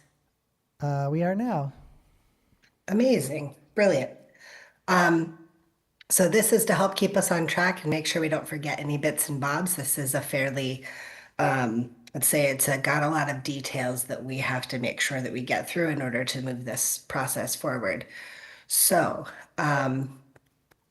let's see, as we get started here, the first sort of order of business, picking up where we left off at the last meeting, is to really think about who the steering committee. So this is a small representative body from the school committee itself. This would be myself and then up to two additional persons who will work really closely with Judy to handle logistics, getting rooms set up for focus groups, like who we're going to advertise and how, and getting things out like in memos or newsletters or press releases. Like all of these sort of details are what the work of that 3-person body is going to be. The official spokesperson for this whole endeavor is going to be the chairperson. That person is the official spokesperson for all endeavors really related to the school committee. If at any point I feel like that could be like the person who's leading the search committee process, which I guess would be me in this case, I feel like could be a substitute if the chair would like to refer it back to the person who is actually leading that subcommittee. I think that's an option. And then I wanted to also review, you should have seen an update in your packet, review the open meeting law requirements that are around these kinds of meetings. So essentially, because it will be an official subcommittee and official proceedings of this body, it is a public meeting and we will need to post for it. That being said, to protect the privacy and integrity of the search process for the candidates, it will be happening under the auspices of executive session. So essentially we'll open the meeting, go into executive session, and then begin our agendas. And that way, we're sort of satisfying our dual responsibilities to open meeting law and search integrity. So, right at this moment, already, we have one decision point. So, for this steering committee in the orientation packet, that'd be the longer, like 20 some odd page document. You may have seen that my proposal is to have 3 members on this small steering committee, myself, Member Childs, and Mayor DeSorger. My rationale here being is that we 3 are we are guaranteed folks to be on this committee next year, providing an important sense of continuity to the process as we go through an election cycle. Additionally, I think having Anne also being at least a little bit of a representative for the parents, or being able to at least put on that hat some of the time, is a benefit to us. And then having the resources of the mayor's office at our disposal, as well as input from the larger city side. I mean, I think that makes sense to me. And so that is our sort of first vote, if we would like to take the time to have it right now, is a motion to appoint members, Childs and Disorder, to this 3-person steering body from the school committee. If you are, someone made that motion, would you both accept that appointment? Mayor? Yeah, okay. All right, well, why don't we have a motion and we'll see if, how we do tonight, and if we need to put it off for some reason, we can, but certainly, I could hear a motion to create a superintendent search steering committee, composed of Stacy as chair and, Member Childs and Mayor DeSerger. So moved. Motion from Member Goodwin and a second from Member Martini. Discussion?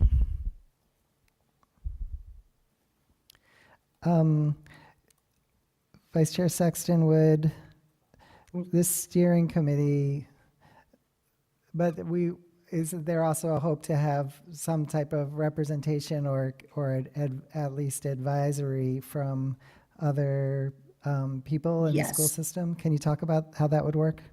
Absolutely. Let me be clear. I should have put together a graphic or something. So this small steering committee is just the representatives from this body that will be part of the larger search committee itself. So rather than bogging down members of the community who might not already know how to work the channels of communication that the 3 of us steering committee members will have, like, we'll be the ones actually doing the nitty-gritty of reaching out for rooms, making sure that reservations are followed through. That way, the search committee can really focus on the work of reviewing applicants and ensuring that they meet the goals, priorities, aspirations, needs, challenges of our community. Does that outline make sense? Where the 3 of us are also part of the bigger committee that we're trying to put together, which we will discuss later on in this presentation. But for right now, I just wanted to get a vote on the composition of the 3 representatives from the school committee body to that larger process. That's very helpful. Thank you. Absolutely. Any other discussion? Secretary Deneve? I'm just wondering when you plan to start this work. Immediately. Okay, thank you. As in part of what was in the packet for this section of the agenda was the invite letter that we plan to start really broadcasting out to candidates. I mean, if we can vote on some of this stuff and get it together, we can already be pulling in resumes for folks. So it is technically, I would say, it is started now. We're at that point where there's we're moving forward. So that being said, the actual timeline we will be talking about very shortly, so we can see what other committee members are thinking or feeling about that. Any other discussion? Okay, Secretary Deneve, will you call the vote? Chair Johnson-Musad? Abstain? Vice Chair Sexton? Yes. I'm a yes. Member Martini? Yes. Member Childs? Yes. Member Goodwin? Yes. Mayor? All right, everyone's a yes except for one abstention. Wonderful, motion carries. All right. Sweet. Vice Thank Chair, you all. continue. All right, moving on. Okay, so here we are to the timeline. Does everyone see the timeline in their packet? You do, it's on page 2. Okay. I can see you a bit, Glenn, and a little bit of Member Deneve, but everyone else is off in the distance for me, so I can't really see Yeah. faces and whatnot. I'll help But give you clues about when people are looking to be recognized, but I think people know where the timeline is. perfect, excellent, thank you. So essentially, the timeline as presented would start the work in a pretty quick-like fashion.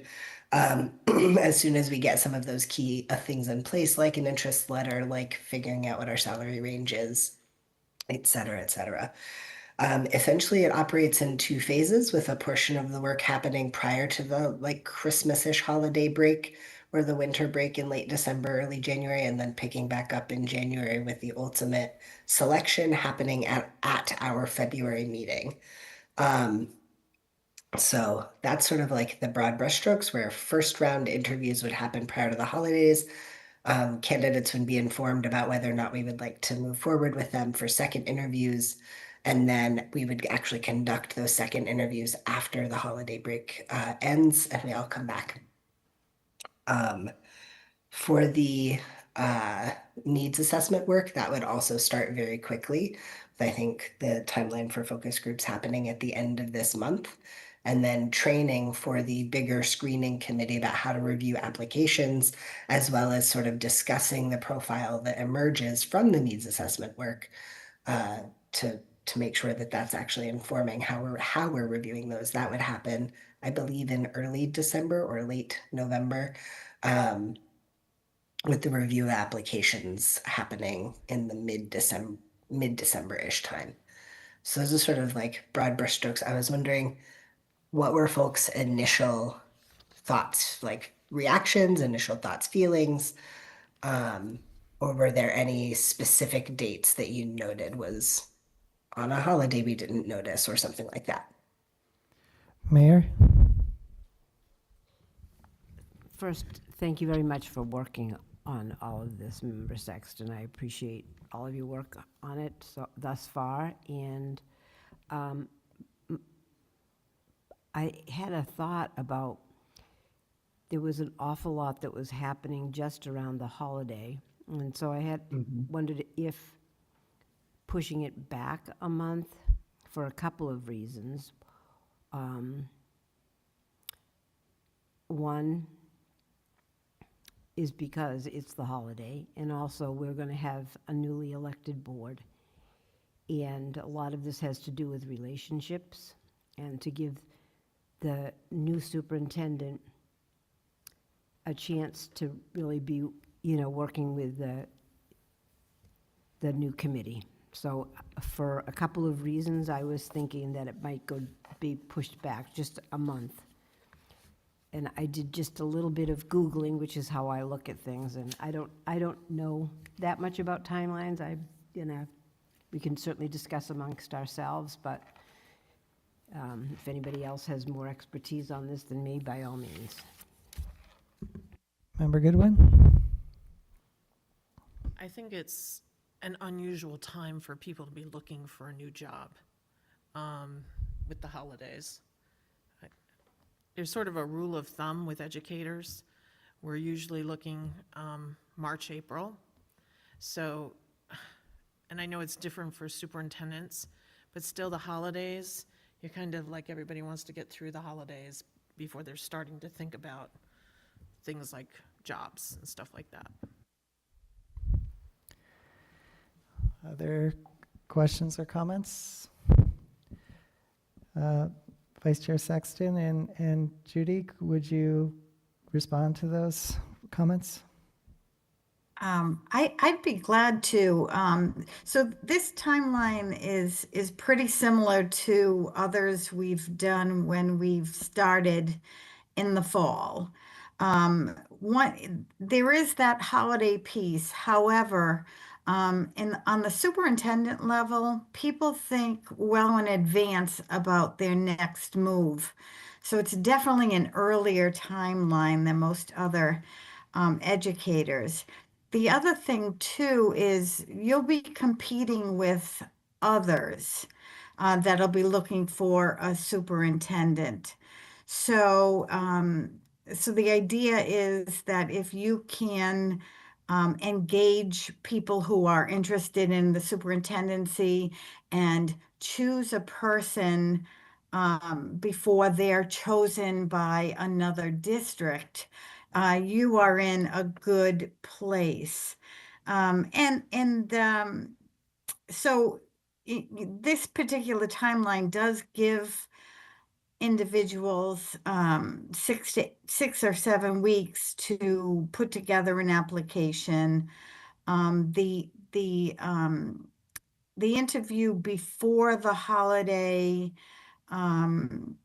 it is a busy time of year, but pretty much, I mean, after the holidays, sometimes it's busy in districts as well. And then have the second interview afterwards. If you certainly can push it another month. You will be in more competition with other districts, I would think. I've seen some postings already go out, so you certainly wouldn't be the first district to have a posting out for a superintendent search for a job that begins in July. Member Martini? In terms of relationship building, I'm just noting that the interviews or direct interactions on this calendar layout here that occur prior to January are with the screening committee, which is made up of members who are midterm anyway, and there wouldn't be finalist interviews with the full school committee until after the start of the new year with the new committee fully on board. So I don't have a problem with this calendar as is. Any other comments or questions? I'll say, it's not just a timeline, it's also an overall outline of how you all are thinking about the work, and I find it very reassuring because it seems very well thought out, and I think has some improvements over our previous searches, so thank you very much for that hard work. I will also say, I noticed when we did our interim superintendent interviews, we were asking people to interview very last minute at very unusual times, like 9 p.m. on a Saturday night. And people seem to understand that if you're ambitious enough to seek a superintendency, it might mean that you're interviewing at an unusual time of year. So, great.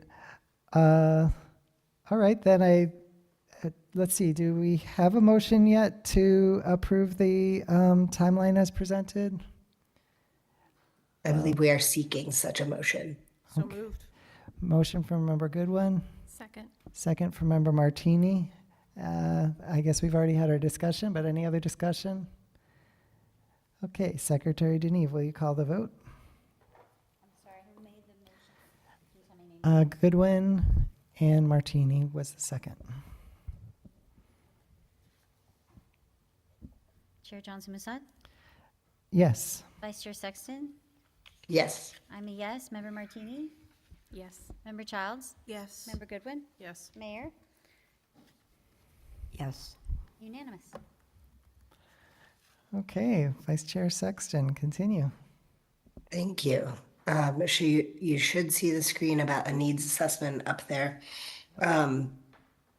This is the piece of work that NISDEC had proposed where they would conduct individual interviews with each of us current school committee members, an online survey for community input into the process with potentially a special focus on like parents and students, as well as 4 included focus groups that may,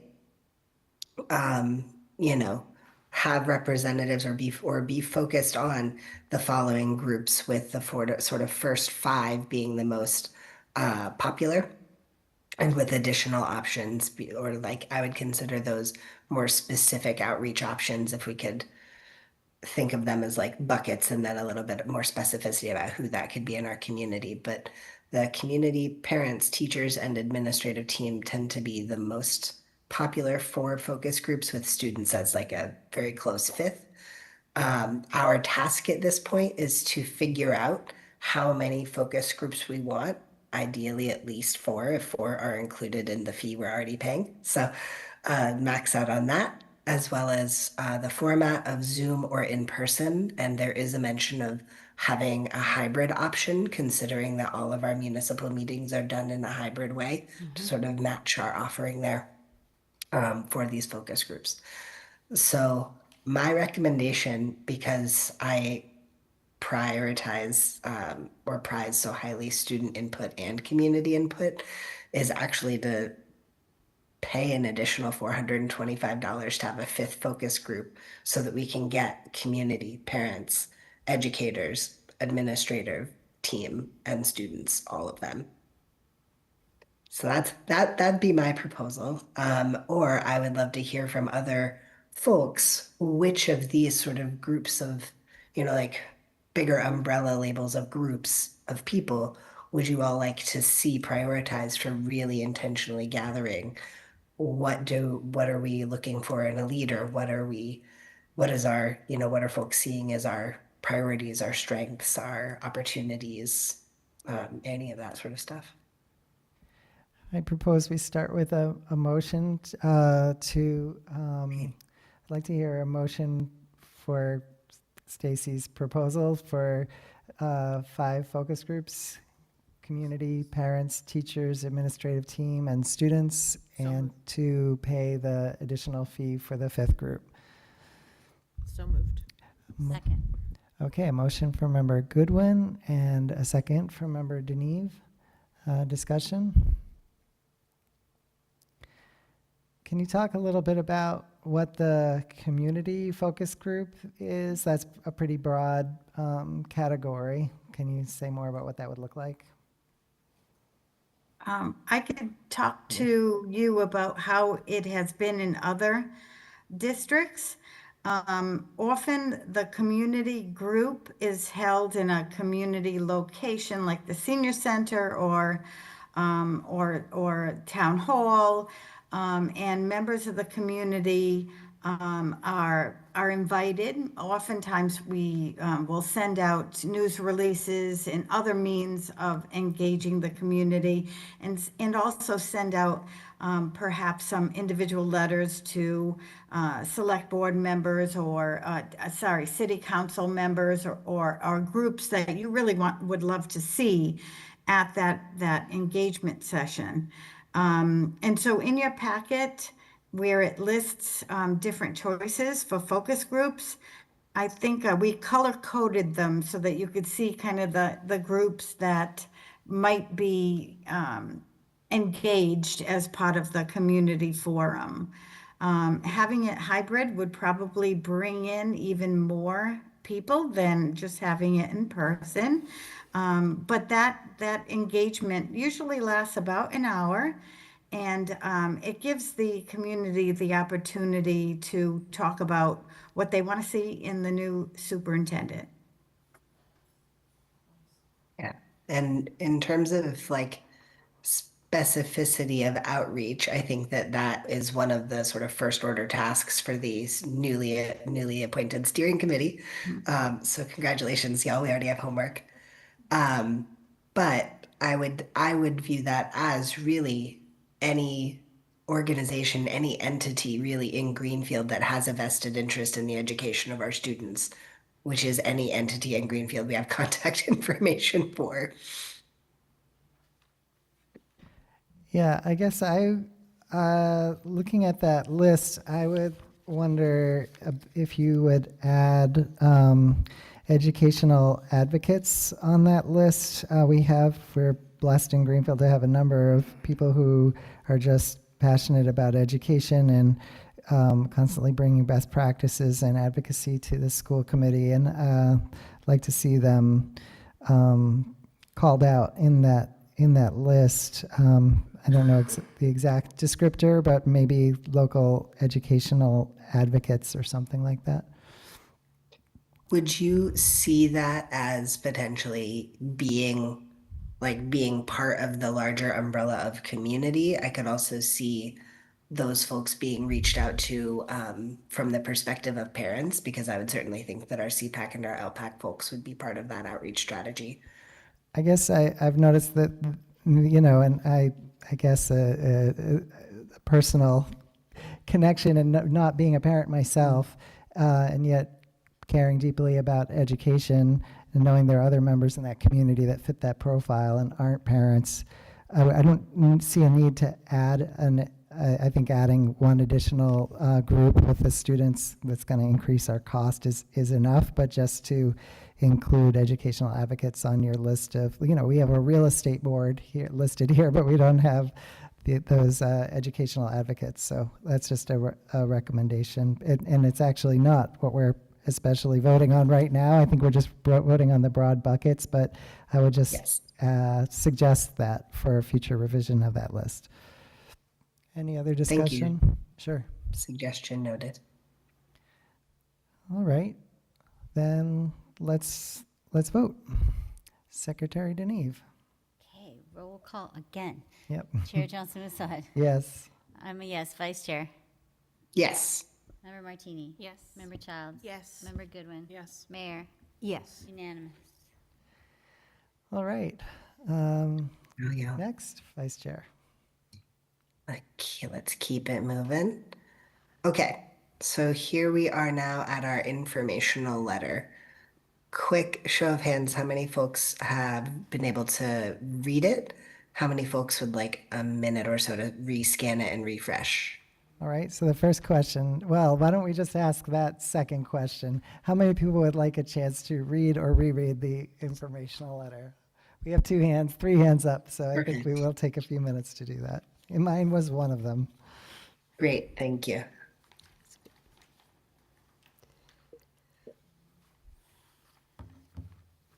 Gotta find it again. Now, wait a minute.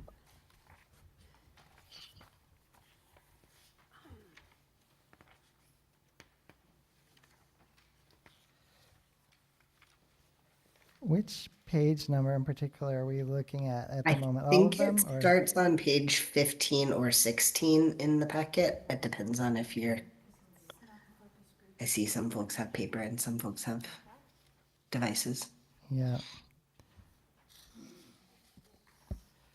But it'll start with like a flashy, we are seeking, a candidate for X, Y, and Z. And then it describes a little bit about us, a little bit about the role. It gives some fast facts about the district, as in like how many students we have, what our budget was for this current fiscal year, etc.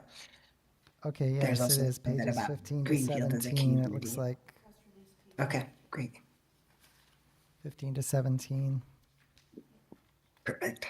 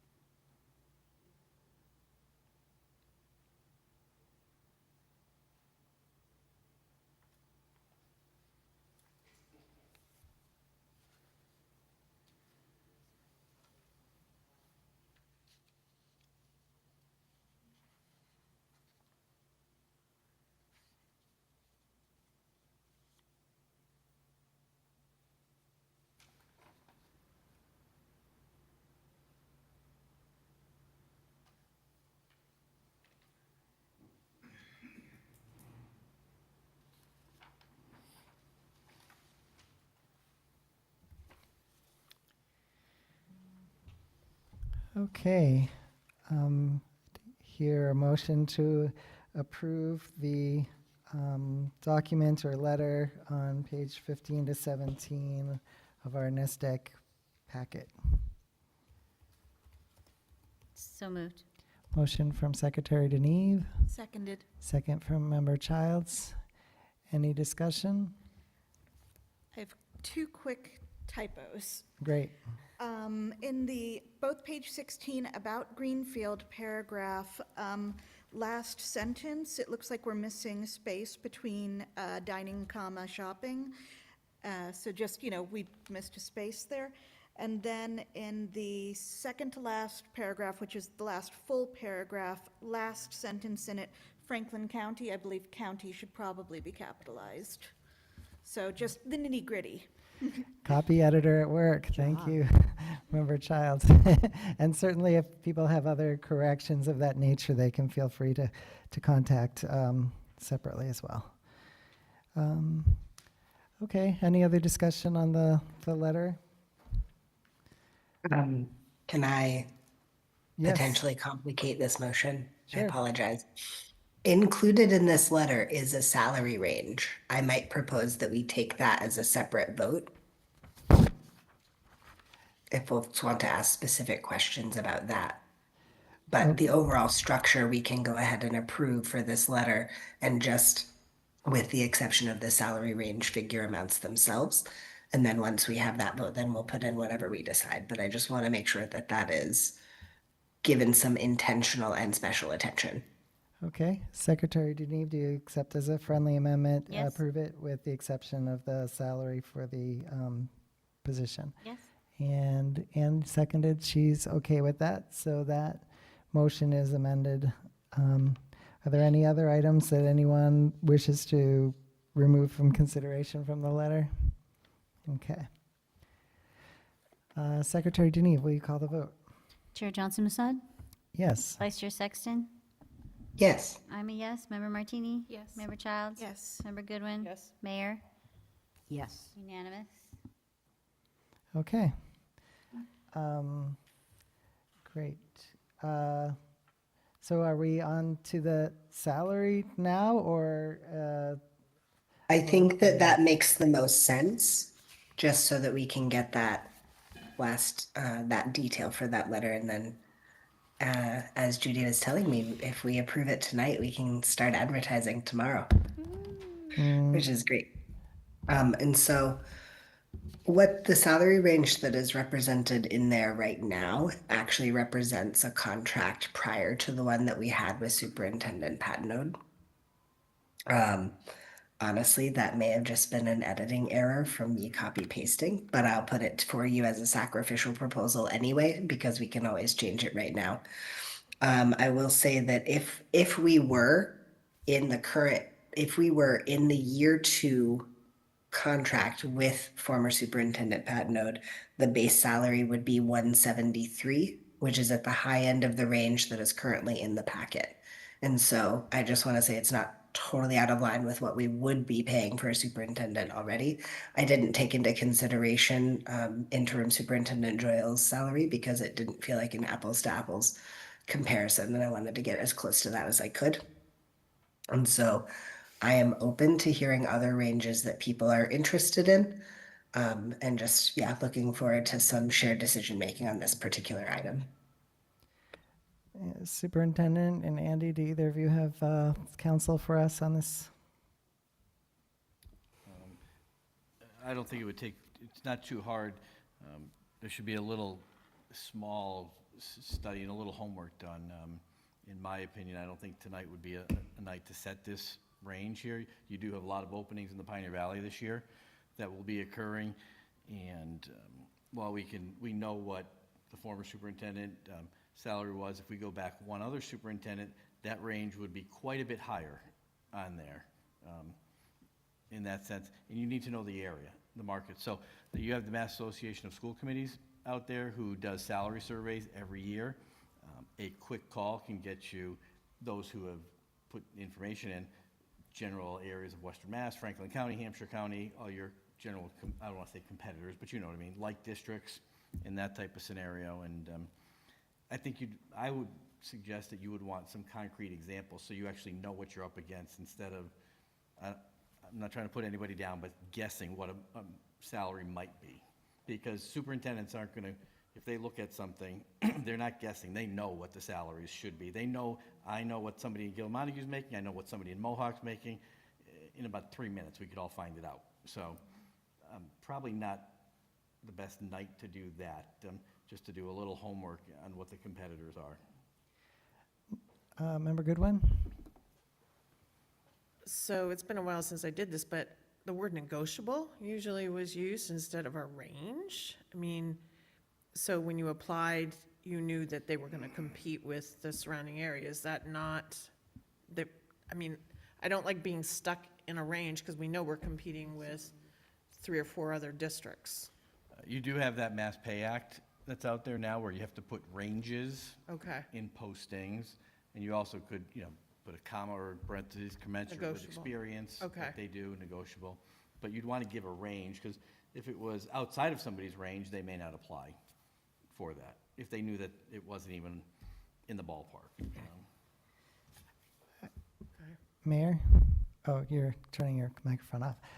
I'll say, I think that we may want to have I don't want to slow this process down too much. At the same time, we do need to do our homework. So I think what I would propose is that we have a very brief special meeting, Zoom only, to let the team come to us with the proposal based on some data.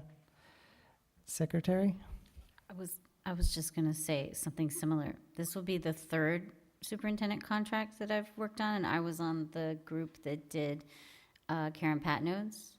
So this range seems completely and utterly acceptable, but things do change and get adjusted according to experience and where they come from. So I agree with you that we should have a special meeting for this, and put commensurate with experience in our range, because they are going to want certain things and we don't know where they're moving from or what the situation is. Okay, that can be part of the proposal that we look at for our special meeting. Okay, is that acceptable to Judy and Vice Chair? Oh, So I've got the just mayor, so that I- sorry, the mayor has her hand up. Go ahead. So, I'm going to ask a question of the superintendent. Does that seem like a good ballpark number, or do you think it should be higher? Because if it's going to be commensurate with experience, could we put a ballpark number in and then add that in parentheses? Yeah, I have not, prior to tonight, done a study. I think that it's probably a little on the low end. Okay, so In that sense, but it won't take much time. I'm telling you, it won't take much time to call MASS. I can touch base with Member Sexton tomorrow and call Okay. down and get you some figures to know what somebody in Frontier Okay. is making, what somebody in Irving and Gill and everybody's making. Then you'll know if you're in the game or not, you know? Okay, great. All right, so Vice Chair and Judy, anything else you need from us on that discussion? Is that acceptable? So just so that I can do a quick recap and make sure that I know what's about to happen. So the steering committee, the three musketeers of myself, Ginny, and Anne have been tasked now with getting some concrete, these other data about ranges that are happening in other searches going on near us, presenting that to you. Do we, have a sense of if we want that, pardon me, special meeting to happen next week? No, I think that, 2 I weeks? actually think that if you all, now that you're a body, you'd have to post, gather, put together proposal, then bring it to the school committee. I think that's going to slow you down too much. I think that this Yeah. is something we should delegate to the chair of the steering committee to work with the administration Got it. to come to a proposal for the full committee, just to expedite things. I can do, and for like next week, 2 weeks. Yeah, I would want to, probably next week. Yeah, I mean, we need to post, Okay. so it'd probably be Great. late next week. Perfect. Okay. We can have something together I imagine, pretty swiftly about that. Thank you. Okay, great. Does that work, Judy? That will work for sure. Okay, great, thank you. All righty, what's next? What is next? So, advertisements, these are sort of what's included already as well as optional. This is essentially the decision point of, do we want additional advertising? As described to me, not really, but we have to say so. What do you mean? You have to say, you have to We have offer to- us the option as a school committee to decide? Exactly. Okay. Correct. But your recommendation, can you say why, I mean, I have my reason, Yes, but tell me why you because- don't think. Because with the fee we're already paying, we're getting everything that's under included, which is most of the online sphere of different networks and platforms and outreach strategies. The only thing that we would get if we paid more is being in print versions of things, which, as described to me, is just not where a lot of the candidates are learning about positions. And so it does not seem to me that that is worth the cost in the same way that a student focus group was worth the cost. Okay, so you need it sounds like it would be good for us to make a motion to approve the list of advertisements that is listed under included, and that we are not selecting the optional at-cost options. So moved. Second. All right, so we have a motion from Member Childs and a second from Member Goodwin. Is that the motion that you needed from us, Vice Chair Sexton? I believe so. Okay, great. Any discussion? Secretary Deneve, will you call the vote? Chair Johnson Masad? Yes. Vice Chair Sexton? Yes. I'm a yes. Member Martini? Yes. Member Childs? Yes. Member Goodwin? Yes. Mayor? Yes. Unanimous. Okay, what's next? Wunderbar. Okay, so this is where I might also have Judy step in and share some of her prior experience with how this has gone down in other searches before. But in general, this is where we're going to talk about the different roles of the big school committee, us all together, us seven. The role of like what Judy is actually supporting and helping us do. And then we'll get into the screening committee. And towards the end, the decision point is actually thinking about the broad brushstrokes makeup of the screening committee. This is not specific people at this point, but this is thinking about, oh, we might want 2 parents, or do we want 3 parents, or do we, and thinking about the types of people we want represented in the screening committee. Any questions about that before we actually say the spiels? Any questions on that? Not seeing any. Go ahead. Perfect. Judy, can I ask you to? Sure. In your packet, there's some more detailed discussion of kind of the roles of the consultant versus the screening committee versus the school committee. But I'll try to make it brief. Ultimately, it's the school committee that chooses the next superintendent. And so the school committee's role in this gets much more intense at the second interview stage. And that ultimately is your responsibility. It's one of the major responsibilities of a school committee. The screening committee is the group that actually screens the applications that come in, decides who should get a first interview, interviews that group, and then decides who will they forward to the school committee as finalists for the second interview. The screening committee is made up of a wide range of people to get the input from different perspectives of the community. And often we recommend there to be, possibly 9 to 11 or so folks on the screening committee. It's sometimes hard to narrow it down to that few, but on the other hand, if you have a wider group, each individual of the screening committee doesn't have as big of a voice. So you want to kind of balance that idea that people who are putting in that much time to the interviews, you want them to have a voice. And if they're just a one member of 30 people, they have a much smaller voice than if they're 1 in 9 people or 10 or 11 people. So the number is important, but it's also important to make sure that you have, and every community is a little different, you have the right balance of people on that committee. And so that's why in your packet there's some different ideas for who might be on the screening committee. And for tonight, we want to have you decide who are those roles. So you might say like 2 parents, 1 teacher, however you want to decide on the list, but not individual names. And so then we'll get to work on getting the word out to people on this opportunity and making sure that people understand what the time commitment is, and then eventually matching a name with each of those roles. That will then come back to you for you to officially appoint those people to that group. So that's the screening committee's role. So my role is really to facilitate this whole process.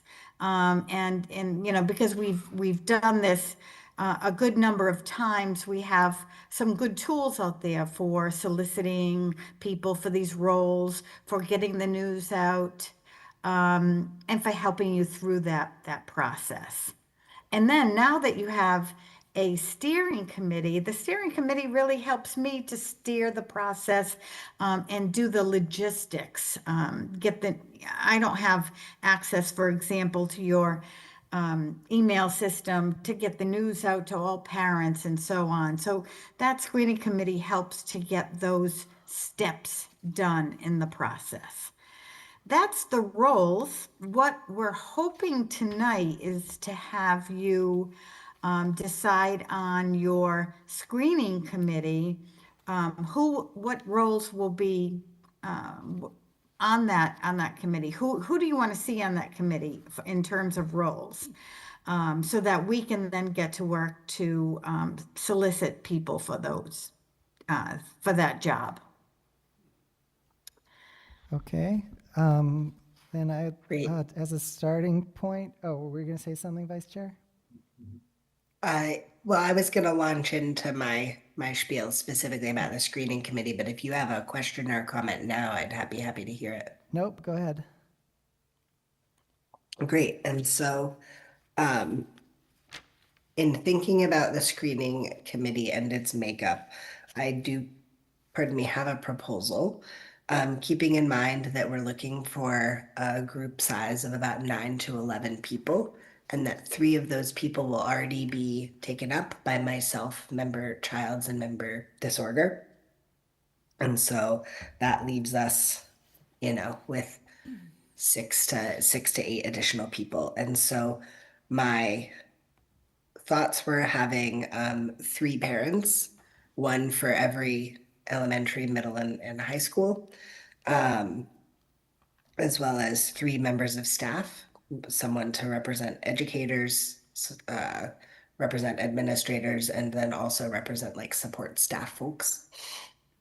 And then here's where I would love some more support in thinking through is I would really love to have student representation here. And I know that that comes with a lot of difficulties and constraints of working around student schedules, and asking them to sort of speak for their people in sort of ways.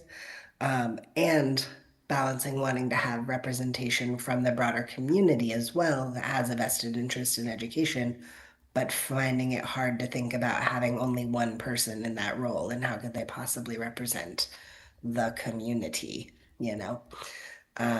And so I know that I am advocating for having the 3 of us who are already on the steering committee plus 3 parents and 3 members of the Greenfield Public Schools staff, as I described earlier. And then, yes, would love your support in thinking through who these other couple of folks might be. I'd like to share. I really value students and their participation and involvement, but I do think both because of logistical challenges like you're discussing, but the idea of having one student and then all of these adults and thinking that they're going to go into that environment and it's going to work very well for them, I just think it isn't actually going to solicit the kind of feedback from students that we'd really want, and that we have the focus group. We have our student council representatives, so we could be seeking their input in other ways, but I would argue, I guess, against having a student on the committee, not because I don't believe in engagement, but because I think if you are going to engage, you need to do so in a way that's realistic in terms of allowing people to fully engage. And I just think one student on a group with 11 adults is not realistic in terms of getting the best out of them and them having a good experience of it. Member Childs? I'll argue against that. I'll argue that we have some students at Greenfield High School who are already getting advocacy awards for their work. We have some very active, confident students, and we also will have some high school seniors who have already turned 18 by the time these meetings are happening. So I would say that for the right student, the kind of student that we want Greenfield to produce, they would be able to be an effective member of this committee. Member Goodwin? I totally believe in student involvement, but one of the things about the candidates that you need to understand is at this level, at the screening procedure, there may be people who want their information kept confidential. They don't want people to know they're looking for another job. At that level, it's really important, and I know some other districts that had some problems where information got out and it backfired on them. So I would just say there's no reason why you couldn't look for somebody who is maybe a graduate of Greenfield High School, an alumni of Greenfield High School. That could also be a parent who's an alumni. I think it's with teenagers right now in social media, to protect your candidates is really important in this process. And I've sat on a committee with 40 people. I've sat on committees with 8 people. And even when you talk to adults, sometimes that gets violated. So I think it's harder for younger people. Secretary Deneve? I think based on the interactions that I've had with the students at the YELO conference, they are very civically minded at the high school, and I think that they'd be a great addition. But if there's privacy concerns, I don't see why they can't submit questions and submit thoughts about what they would like in terms of qualities in their new superintendent. So I think that they could be involved, and it doesn't have to be face-to-face. So the focus group could inform focus group with young people could inform interim superintendent, yes? One thing to consider too is when the selection committee, whoever it's comprised of, does pick finalists that you would be interviewing with the new committee as well. I would anticipate you may have the finalists do site visits, or you may do site visits there, and then there's a great opportunity to put the candidates in front of students like the student council or representative while they visit. Probably, I would assume, possibly they may visit different schools during a day if they come for a half a day or a full day, and then you'll be able to gather some input that way as well. Okay. Vice Chair Sexton, I want to move this towards where we have an actual motion, and it seems like we have on page 22 a suggested profile which lists the different roles, but your recommendation varies from that slightly. So I'm wondering if we use this as a template, could you help us to revise that to reflect what you're recommending? Yes. Do you mean in real time right now? Yeah, because, Or- well, I'm assuming you want the vote on this tonight? Yes. Yeah, so in real time right now, yes. Okay. Let me stop screen sharing for just a moment so that you don't have to watch me while I go pull up that other part of the packet. Okay.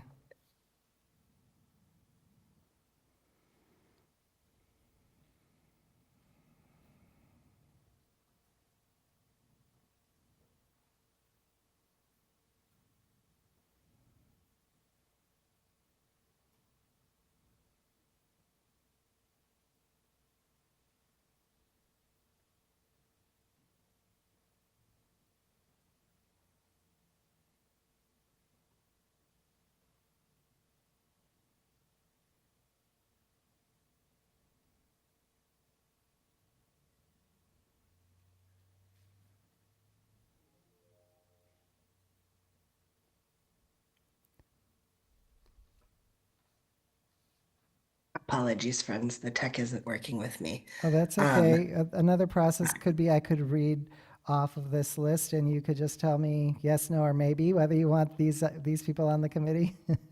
Perfect. All right, a central office administrator, Yes. a principal,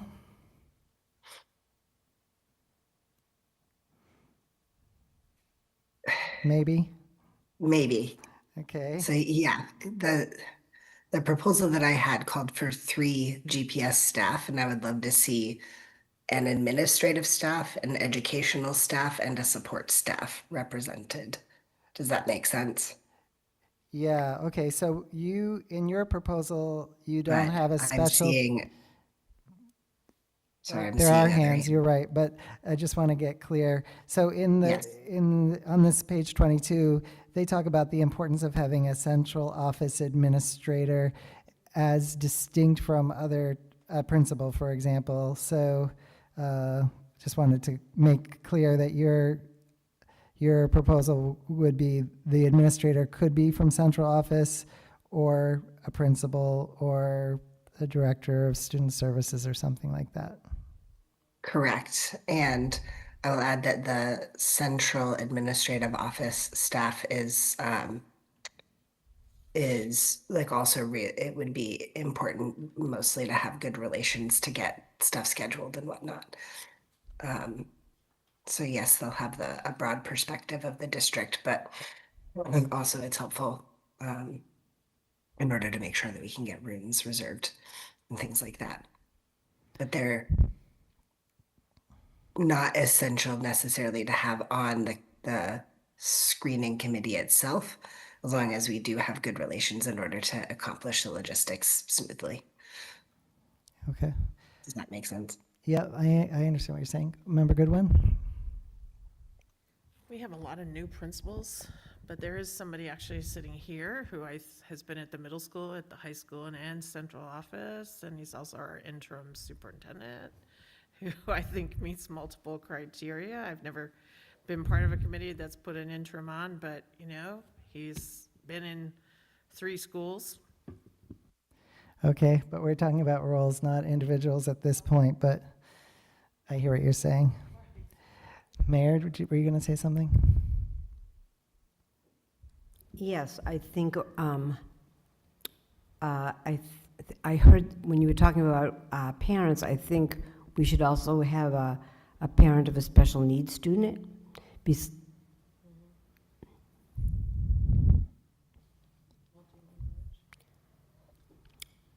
Okay, thank you. Member Martini? Thank you, Mayor, for saying that, because I was noting that there is on this suggested list an elementary and a secondary parent, but there's not like a direct connection here to representing the interests of disabled students, nor English learners, and those are 2 of our highest needs groups in the district, and who have benefited the least from the improvement that the district has seen year over year for the last several years. So I appreciate that suggestion, and I would like to, I'd like to see a representative from CPAC and LPAC on this list. But just in the interest of time, perhaps we could just read this entire list and then take Vice Chair Sexton's suggestions on individual roles to remove or that are not being recommended here. Okay, yeah, we could do that. The other thought that I had was whether we want to just have a general discussion now, share our feedback with Member Sexton, and add this to the agenda for the special meeting, because it just seems hard to sort out in this format. Mayor? Could we also ask our superintendent if he has any suggestions as well for the makeup of this, because he has a lot of experience? Please. Yes, thank you, Mayor. I would agree with Member Sexton and I believe Judy, who's on there, that a smaller committee is better. We want to include everybody, right? You want to include everybody. You may have to try to do multiple roles. It may be a parent who is a parent of a special education student, in that sense, because if you just keep adding and adding, the committee will get unwieldy. I think you're gonna have a hard time getting people together for the screening and for the interviews. I do think the week prior to Christmas is gonna be specifically hard when you try to put 12 to 15 people in a room and say, you're here Monday to Thursday nights when everybody's doing last minute shopping, that type of scenario. So the bigger you get, it just gets tougher. And if you can combine roles in there, like we said, a parent and one of a special education student, and you may have to leave some roles out, whether it's a business member or a community member. At some point, you just can't have everybody in the room, but you can get input as to what they want in a superintendent. Obviously, you'll do that with the community forums, and then there'll be some opportunities during the public, I say finalist interviews, when you're doing some public interviews, to then hear feedback from community members as well. So it's tough. It's always tough to say no, that no, we don't want somebody on here, but I would concur with Judy that if it gets too big, it's just not going to work as efficiently. Okay, so if there's no objection, let's just share any other feedback that you would like Vice Chair Sexton to be thinking about in terms of coming to us with a proposal with this very difficult thing to put forward. But any other comments or feedback on that? I guess the only other thing I would say on that is that since it does seem like in one group you won't have the representation of everyone that you wish would or could be there and have a meaningful role, then that just puts more emphasis on our need to be doing community engagement, getting people to these focus groups and having them involved in a meaningful way, even if they're not in the room where it happens, where they're determining which candidates get advanced. So, all right, what's next? Oh, do you want to share again? Excellent question. Give me just a moment to get back where we were. Okay, so we've effectively postponed that agenda item to our next special meeting. Can you share your screen again? Yes, I can.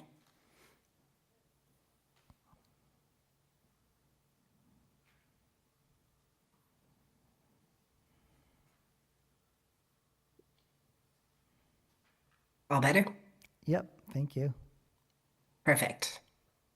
So all of this to be made more clear at a future date. Okay. The lastly but not least, we discussed having a district webpage for the superintendent search. This will essentially act as like a repository of all the things. This is where we will be posting the info letter once that's finalized. We'll be posting the timeline here so that candidates know what to expect. We'll be posting the candidate profile here. We'll be advertising for all of the focus groups on that page. It'll be your sort of one-stop shop for what's going on, what's happened as far as the superintendent search goes. So I wanted to make sure that folks had all of that. Judy, is there anything we're forgetting, or is this? No, I think you all did an excellent job. I know sometimes you might think you put off a couple decisions for next week, but those are good decisions to think about and to do it right. So I think you're in a great place right now. Even making those decisions next week, we still have a good amount of time for candidates to put in their applications in time for December 1st. So it adheres to the timeline. I think you're in a good place. Great. Thank you so much. And so just as a recap, we'll be revisiting the screening committee as well as the pay rate and range. Exactly. And thank you both so Perfect. much. An enormous amount of work, and we really appreciate it. Thank you all. A lot of it was Judy. Really helpful. Thank you. Oh, no, it's been a pleasure to work with you. Everything was done on time. It's going very well. Thank you. Great. Thank Wonderful. you both. Okay. Let's see. We're moving on to school committee reports. Chair's report. I have an inclusion of draft subcommittee minutes in meeting packets. Secretary Deneve asked if we could have that as part of our practice to include those, and the superintendent agreed that that wouldn't be an undue burden. So just going forward, we'll include those draft subcommittee minutes in the meeting packets for the full school committee, so people can stay up to date on what's going on. Superintendent?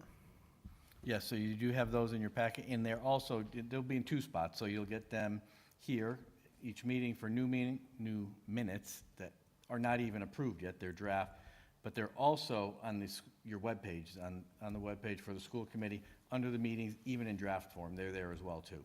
And then when they get approved, then they just change to accepted. So they're in two spots for you. Thank you, we appreciate that. Budget and finance report. Budget and Finance did meet recently, and we addressed three primary things: the plan for stakeholder outreach in regards to FY27 budget development, as well as amending our annual budget document for FY27, and we discussed capital improvement. So the subcommittee previously launched an effort to conduct in-person outreach to collect stakeholder input in regards to budget development last year, and intends to do the same this year, except that last year we did proactively go out and send a representative to our PTOs as well as the GHS School Council, as GHS does not have a PTO, and I myself attended to CPAC and LPAC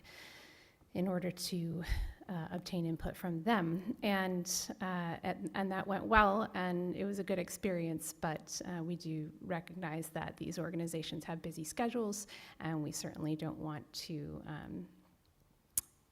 be an imposition. So our suggestion this year is that we will send out a friendly message and make a subcommittee member available to each of those organizations, as well as any other school councils that are currently in order and having an upcoming meeting, and otherwise warmly invite them to share their input by email or any other way that they would like to if they don't have time for us.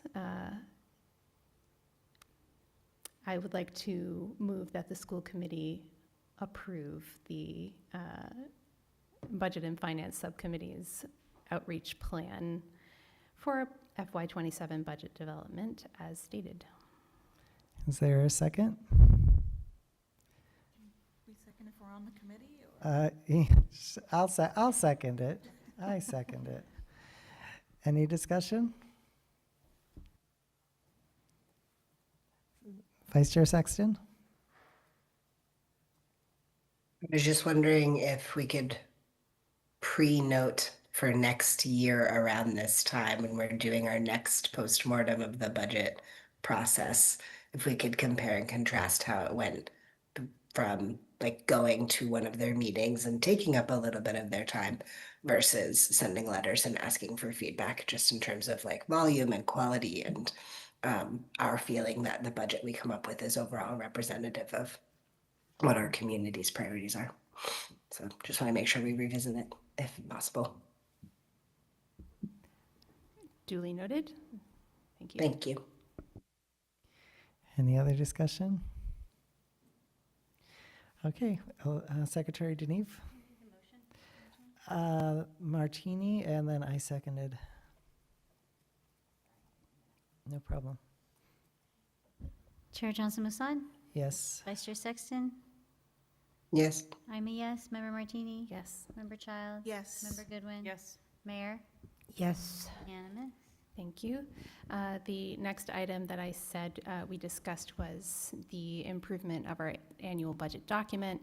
The subcommittee has discussed potential rubrics for use in improving that document to make it more informative and easy to use. And the focus of that has been primarily discussing the Association of School Business Officials Meritorious Budget Award rubric because it provides a nice organized list of items by which a school committee could improve their annual budget and make it very friendly, as I said. And we've also looked at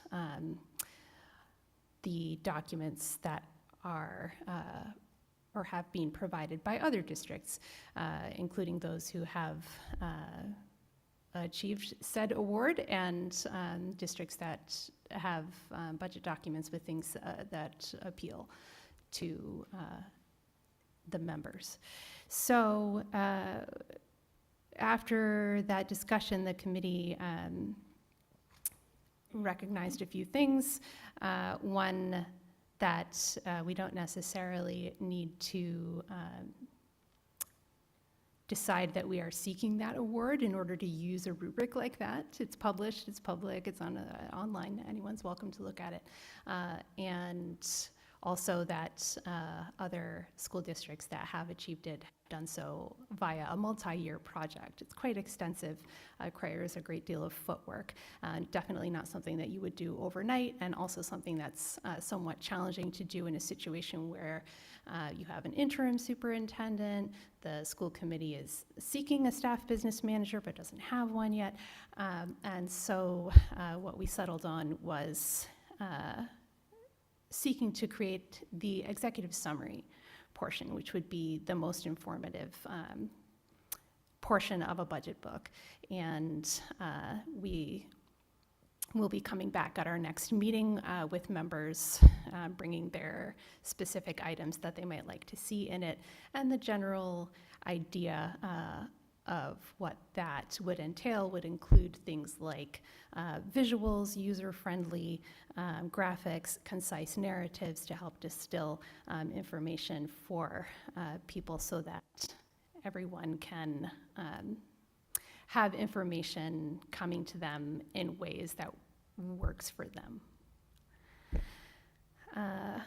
There's no vote required about that because we don't yet have something to bring to you. That's just a general update on where we are on that front. And lastly, the superintendent did provide for us some information in regards to capital improvement that is needed. However, there wasn't enough information available at the time of our meeting for the subcommittee to make a formal recommendation to the school committee as a whole. So I will just let the interim superintendent go ahead and share what information is now available with everyone.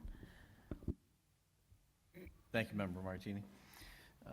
I have in front of you, I've talked with our facilities supervisor who has gathered requests from various buildings and superintendent, principals, et cetera. In that sense, and you have in front of you some capital requests and the earmark funding request. I think maybe it's not necessarily that request should be in that title, it's earmark funding. Some of the things that here, I'll read you them in order for the public out there. The Greenfield Middle School fire panel upgrade. That is, I believe it may be out to bid. That's a question mark for me, but I know it's being in the works through our business department and City Hall as well. And that could be, if it's an upgrade, about $150,000. If it's not upgradable and has to be replaced, it could be more. There has been funding already put aside by the city for that. So we're appreciative of that to the tune of $300,000 right now. The GHS high school lighting control system updates, that's 8 years old right now. It is the same company that you may or may not have remember that did Minnechaug High School. In that sense, that those lights were on for 4 years. Our lights are not on for 4 years in that sense, but we need to get to it before something like that happens. And a lighting control system update would be roughly $50,000 right now. Director Boudreau tells me there are over 100 faults to the software system in terms of things like that, so that have to happen. So yes, the lights are still going on and off right now, but we do need work after 8 years for that. He's suggesting replacing a vehicle, which would be a Ford truck with a plow to replace a Ford Focus car. Right now, we have 2 trucks, a 2016 and a 2022. One of those has a small plow, almost like a home type of plow. I say for a residential, maybe that's a better word, residential. In that scenario, this would put another plow on because there is a director and then 2 maintenance workers who do city plowing, school department plowing as well. We do have that would replace the Ford Focus car, which is basically dead. It is sitting in the parking lot right now in that scenario. Floor carpet replacement at the Greenfield Middle School Library and also at Federal Street School. If you walk into the middle school right now, it looks like the ocean a little, like some ripples and some waves or a lake on a windy day in that sense. And that needs an upgrade, and there's also carpeting. It could even be more and more, but this is probably the start of the work. You'll find a lot of places replacing carpeting, taking it out with, whether you want to call it vinyl flooring, that type of scenario, allergies, cleaning up messes, water damage, et cetera, right, in that sense. So that could be the tune of $30,000. Federal Street School parking lot paving. Think this was approved, not approved, let me take that back, not approved, but money was approved by the city in the past, $75,000, which is sitting there, so thank you to the city for that. Believe the cost, Mr. Boudreau believes, would be somewhere around the $200,000 at this point right now for repaving there. So we do have 75 sitting, but would need additional funds on that. There is a Greenfield Middle School in the back of the building. If you're looking at where the kids go out for lunch, there is an awning roof replacement by the gym doors. That request was for $30,000 in the past. This is a carryover. We do have, so that is an earmark that we just did receive, $25,000. So that literally just came in recently.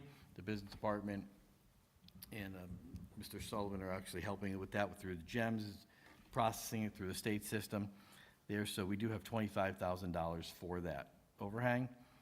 And the Greenfield Middle School 4 energy recovery units. We were fortunate to have $195,000 already committed by the city for that, but that's an expensive project. That could be upwards to almost $500,000, $490,000. They are running right now. They're running, but they're on limited time span. Mr. Boudreau believes you could possibly do 2. Those are some things to talk about, and obviously, as you get into the nitty-gritty of things, as the budget process goes down the road and the capital projects with the city, we can bring him in as well. AEL could use some exterior painting to the tune possibly of $30,000. Summer painting was a hit this year. He was able to hire 1 person inside and do a lot of painting. If he could do 2 next summer, thinks we could get a lot done internally as well. More painting for the schools. There is the Greenfield High School track maintenance and a painting there. That track is 8 years old. They generally go 10 to 12 years old in that sense, but it's starting to show some wear and tear. Not unusable at all, but resurfacing similar to where you would want to paint a house before it gets deplorable in that sense, and you can't catch up on that. And exterior painting at AEL. And you'll see that those tail off in terms of priority as well, too. We understand that there's only limited funds everywhere as well, too. And I do not have prices. He did not have prices on that, and these are two issues that I know that you've been dealing with in the past, and I'm just getting caught up to speed on at Discovery, those OCR issues with the nurse's door or bathroom access and a ramp on that. And I know that that's been, I think, hashed through quite a bit in the past from what I hear. So total request, and I'm not telling you that we're wed to all these requests right now, but this is spitballing and getting things in front of you so that you can see it. It would be about 1.2 almost million, but we do have about 600 in some pockets of money in that sense, so those would be up for future discussion at future meetings. Or questions now, Questions on the capital requests? Vice Chair? Was that in the business manager's report materials, or was that a separate set of materials, and is it available digitally? Ooh, that's a good question. I did hand it out tonight, and I will go and see if I have something from I do not recall seeing that or If I have anything something named. from Ms. Tower, I'll shoot it to you. Yes, I'll look. I'd appreciate that. Thank you. Member Martini? There was a question when Budget and Finance was discussing it as to whether the construction funds left over from the high school may potentially be used for the lighting control system upgrades. That seems like something that's perchance a more likely eligible expense. And I think we had a similar question to that in regards to a capital item last year. So it would be great if we could. Can we get some more specific information about what the requirements are? I think that might need to come from the mayor's office. Yes, I think that I can definitely look into that, but I think Andy might know as well.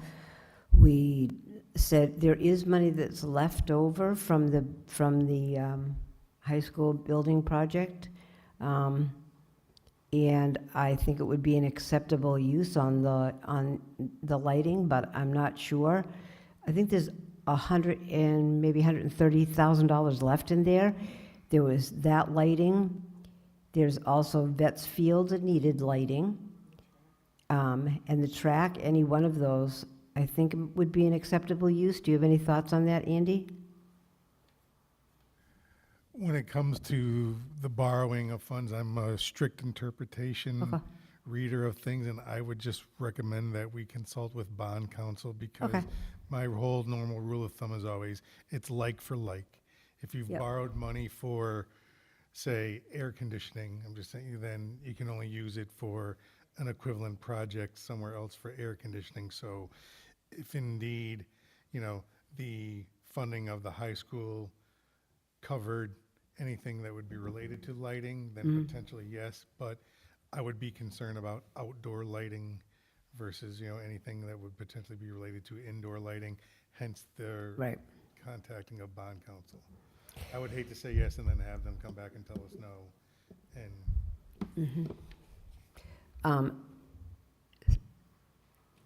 May I just say one thing while I have the microphone in front of me? Yes. A couple of things on the capital. There are enormous capital requests every year, so we'll just prioritize these as we'll be asking all of us, including the superintendent who's ever looking at it, to see which things are the neediest. And, we have, I think there's probably about $1 million left in capital stabilization. And I do want to tell everybody that how that is funded is from turnbacks. It's from the budget from the years before. Whatever is not used in anyone's budget goes back into, when we close up, which we're not closed yet, but when you close the budget up, it's surplus, and then we put it into capital stabilization, and that's how we fund all of the capital projects. So I just wanted to be clear. And also, this is a good news for those of us that are on all of these committees. We will not be doing the capital review of the projects until January. It won't be done in December. So that's good, because it sounds like there's going to be a lot of other meetings in December.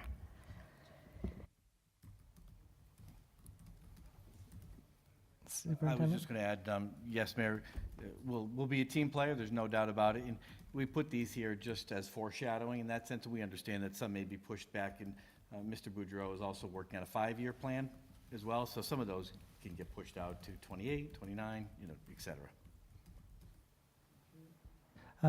Member Martini and then Member Childs. I already spoke, so Member Childs can go first. Member Childs? Quick question. AEL exterior painting is listed twice. Is that an error, or are there two separate paint jobs? Typo. That's a what typo. I thought. Wanted to make Thank sure. you. And then, what if I just snapped a quick picture of this to text to Vice Chair Sexton so that they could see it? Certainly. Great, Yeah, thank you that'd for be that. great. I'll do Good that. thought. Watch your phone. Member Martini? I just had two other comments. One, I just wanted to say thank you to Member Geneve for the work that you did to make earmark funding a thing for Greenfield Public Schools. In the past, it was something that was never sought.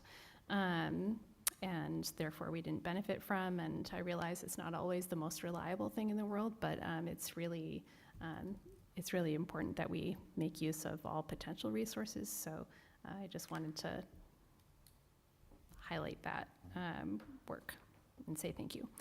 And also, I wanted to just elevate the fact that this ADA complaint for the improvements that are necessary at Four Corners is 15 years old at this point. So I appreciate the interim superintendent's wording that we have been working on it, but it feels more like the district has been sitting on it, and I would really like this to be prioritized. It's not right to have an inaccessible building like that for students with disabilities, and I would really like to see that be addressed, and soon. Secretary? Oh, I wanted to say that when we had the Summer Eats program and we had McGovern visit us, Vice Chair Sexton and I were present, and we spoke with a representative from McGovern's office, and we sort of laid it out as, please give us how to request earmarks for dummies. Like, give us the how we do this with you, how do we make the relationship, and what forms do we do, and what do we do? So they're prepared for us to start an exploratory thing. So perhaps the ADA compliant issue, or one of these, would be one that we could sort of dip our toe in the water with how we do the legwork to do it. So I did send you an email on that, just to not extend the meeting, but that's something that I'd love to talk to you about, because they're waiting for us to attempt this. Perfect. Any other discussion, questions? Mayor? I just want to say something about the ADA part. I'm not sure about this, but I think the parking lot also at the school was an ADA issue. But I was on Disability Access Commission for 12 years, and we still have non-compliance issues in many of the school and many of the city buildings. They were rated, they were rated in degrees of accessibility, and we have gone after the most severe ones. Every single one of them would be great if they were fixed, but there are things that should be done at Sanderson Street, there are things that should be done at City Hall, et cetera, and every year we can do what we can do. And if I'm not mistaken, before that, getting those elevators fixed was much more of a priority, and I do believe that parking lot, there was an actual complaint about the parking lot, whereas I think, and I could be wrong about that, but I think that the Four Corners School was something that the team that came out found, as opposed to an actual complaint from an individual. But that's how I recall. So just point of information. Thank you. Other comments or questions? I'll get on my soapbox for a second. A comment I've made, similar to other comments I've made in the past, just a reminder to all of us that we live in the richest country in the world, and there are so many resources, and it just reflects our lack of will as a general population to force change. We could have a massive nationwide endeavor to make every school, every parking lot, every city building accessible, and it would create great jobs, and you could include climate change-oriented aspects in that work, but we haven't demonstrated the collective will to force those resources that we earn and that somehow end up getting siphoned towards the very rich instead of towards worthy projects like this, and then we end up kind of like feeling like all our projects are in competition with each other, which is not great. So just there's some structural issues here, and thank you for listening to my TED Talk.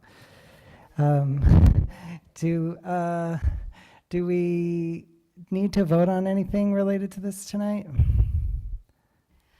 Well, I think that the normal calendar has capital requests being submitted by the superintendent to the mayor's office by the end of October. And so typically the committee would approve that slate of requests now, but we've just heard that that is being delayed by a month. So perhaps we can do that next month.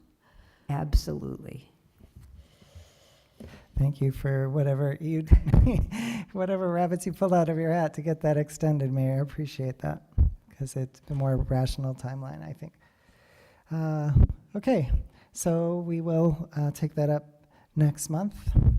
Anything else on this before we move on? Okay. Our next item is review of year-long agenda. Has anyone noticed anything on the year-long agenda that we aren't attending to that needs to be attended to? Okay, not hearing any. We'll move on to the next item. School committee, city council relations. In your packet, you have motions that were made just this morning at the executive subcommittee meeting. We were asked to make recommendations around school committee and city council relations, and so we have those for you, and if I can find them, I will. I know I had that here.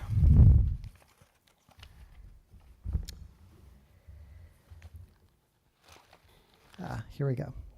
All right, so we have a recommendation for you for each of the items on this old business item 8B. The October City Council meeting, are we sending someone, and what are we asking them to do?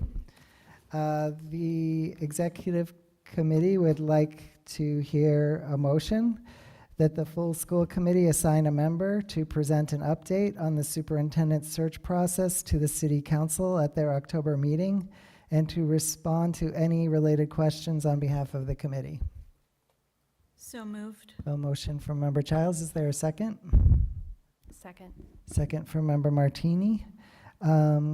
Discussion? I'll just say that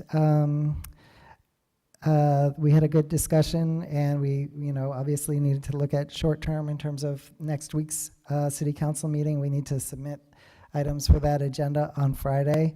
I'd like to make it clear that this motion is very specific in terms of sending a member. We are not recommending sending the superintendent, and the topic of discussion would be the superintendent search process. It wouldn't be an open call for questions from the city council or whatever. It will be focused on the superintendent search process.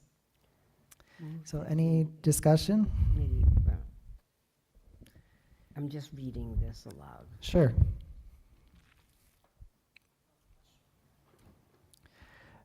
Member Goodwin? Is this in line with the charter? Did you look at? The charter doesn't say anything about us presenting at city council meetings whatsoever. And it certainly does not say in any way that the school committee in any way reports to the city council, or that, they certainly have subpoena power. They could require us to attend. Other than that, it's by invitation from them, and they have put into their own kind of city council procedures that they have reserved a spot for us on their agenda, but that does not require us to attend at all. It's up to us what we want to do. Just like we could vote to add as a standing item on our agenda that the city council president presents and reports to us every month at our full committee meetings, but we wouldn't have any authority to compel her to do so. The only authority they have for compelling participation is subpoena power. Any other discussion? The only thing that would be good would be maybe we could amend the motion to include who we wanted to send. Member Childs? I think that sending Vice Chair Sexton makes the most sense, since Vice Chair Sexton is the liaison who has been putting all of this together and therefore is the most knowledgeable. So I would amend it to replace the member with Vice Chair Sexton.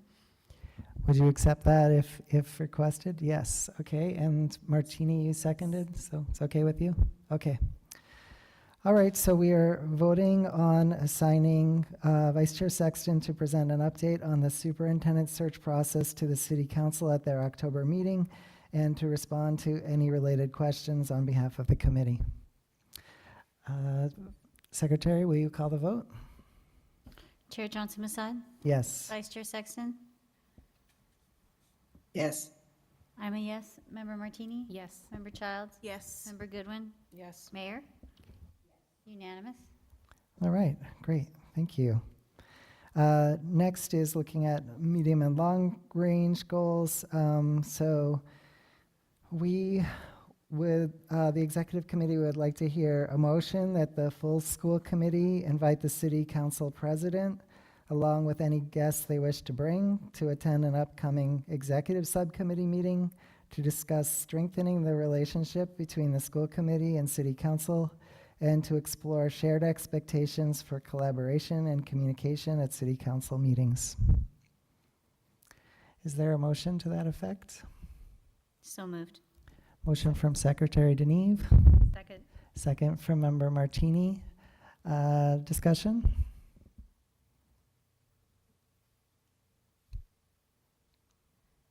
I saw Member Goodwin and then Mayor DeSorger. I would just say Sorry, I said I saw Member Goodwin and sorry. then Mayor DeSorger. Go ahead, Member Goodwin. Sorry. So inviting to, I guess, I'm sorry, I didn't have it in front of me. So you're saying inviting not to the full school committee, but just to the executive subcommittee. Yep, so that would be me, Secretary Deneve, and Vice Chair Sexton. Why that and not the full school committee? I think we thought that a smaller meeting would be more productive, in some ways, having less, just having a smaller meeting, where people could have a more collaborative discussion, and certainly anything that we did, we would bring back to the full committee for a vote, but it would give us a chance to have a conversation and come forward to you with a proposal. Mayor? I think it's probably a very good idea, but I'm just reading that tonight on something that was, you talked about today, and I think the fairness of anything, you know, I usually read all of my stuff. I actually asked Andy, he sent me something that I spend a lot of time reading my stuff and thinking about it a little ahead of time, probably like the rest of you. And so I'm looking at this and I'm trying to read it, and you meet, you do a good job, all of you on the executive committee meeting, but it's 10 o'clock at night, and I'm looking at something and trying to figure out what you're talking about. So I'd move to I'd hear a table. motion from you, Mayor, to postpone the, Yeah, I postpone the think that's motion fair. to the October meeting. Please. I mean, no, we're in October now, November. Yes, I'm going to move to table Okay. that, so I can just think about it Is for a there little bit. a 'Cause second on the motion to postpone? Second. Okay, any discussion? Secretary Deneve, will you call the vote? Do we have to have a friendly amendment, because we didn't No, we, resolve the original one? no, we're postponing the motion to the November meeting, so we don't have to vote on it. We Okay, can continue our discussion then. Okay, thank you. Who made this? Who was the second? I'm moving to table. Mayor DeSorger, it's to postpone Postpone, technically. excuse I've been reading up on my Robert's rules a little bit. Perfect. Still not an Thank expert, you. Thank but, you, Chair. And so is a motion by Mayor and second by Goodwin. Okay, Secretary Deneve, will you call the vote? Chair? Yes. Vice Chair? Yes. I'm a yes. Member Martini? Yes. Member Childs? Yes. Member Goodwin? Yes.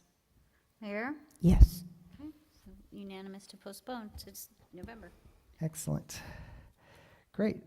Okay, we're moving up to item 9B, review and analysis of the current regular and special education transportation operations and discussion of consultant work. Is that you, Superintendent? Or Andy? Yeah. I would just like to clarify that it's not regular ed, it's just special education transportation. Okay. Do we have a typo in there, Andy? It says regular and special ed, it's just special education. Okay, thank you.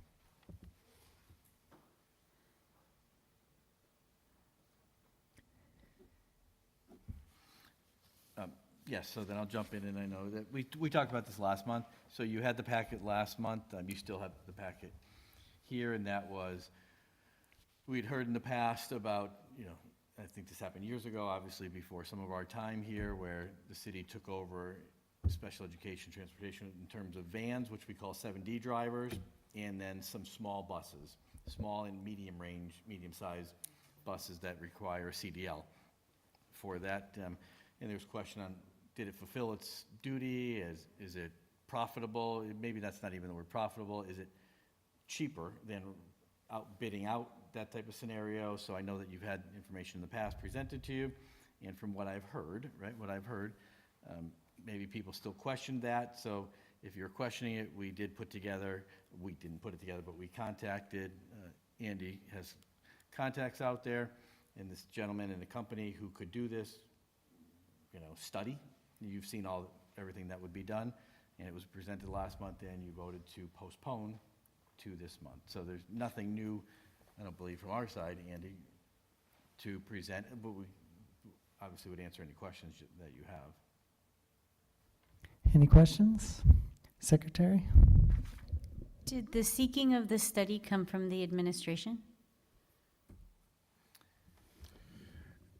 I would say yes, the former superintendent, based on feedback and the seemingly constant discussion regarding special education transportation and the questions that had come up from presentations made to city council, discussions about the overall transportation, the whole concept of owning our vans, et cetera. And then I provided information regarding, and admittedly, my analysis was cost basis only, and comparing the cost of special education transportation and regular education transportation, honestly, of Greenfield with the DART communities, other districts that DESI compares us to, and I did the geographically contiguous communities as well.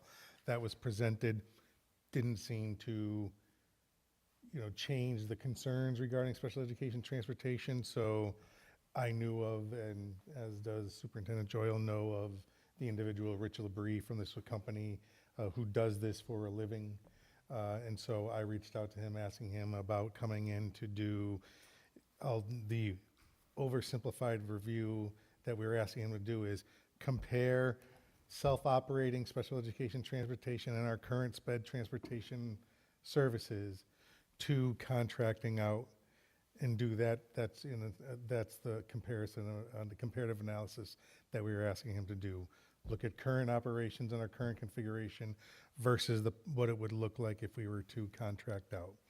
And where I did strictly, admittedly, financial, what data reported to the Department of Ed and going on to school districts' budgets, he would actually go route by route, and start to map out and do some comparative analysis of what is out there for the special education providers and what it is that we are currently paying our own for those own routes, and see if it, who knows what that analysis would entail. So that's the genesis of that. I appreciate it. And when you say who knows what that analysis would entail, are you able to give us an idea from your own professional opinion if spending $10,000 on a study like this would yield us a savings of considerably more than that? It goes to the question of, sped transportation is going to cost us money one way or the other. And the thing about it is there are so many variables involved in this. When we're talking down to the level of some students on a van would require a monitor. Some students on a van require being harnessed. They require being in car seats, et cetera, and stuff. So there's that level of detail where, to look at where it is, some students can't ride with other students, and so on and so forth. And so the $10,000, in my opinion, if it's going to, will it 100% put to rest the concerns about the fact that X number of years ago it was agreed that we would buy vans and run our own transportation operations? I've said it before, I'm very surprised at the amount of revenue that this generates. You know, I am surprised by that. I will say, when you look back at when Mr. Nemberkow, you know, he was the one that, with the former transportation director, put forward this proposal. We didn't meet what it is that they said that we are going to do. What they put together as far as their plan for the proposal of what, you know, I'm not saying that they said it would be 100% self-supporting, but I'm saying that what it is that they put forward was not, you know, we didn't hit those targets, but we're getting there, you know. So if this $10,000 is going to put to rest the fact that when you look at the options that are out there for special education transportation, what our current configuration is a viable option, then I would say that's money well spent. So I think we're looking for a motion to approve the consultant work on the special education transportation operations. Is that right? I'd like to hear a motion to that.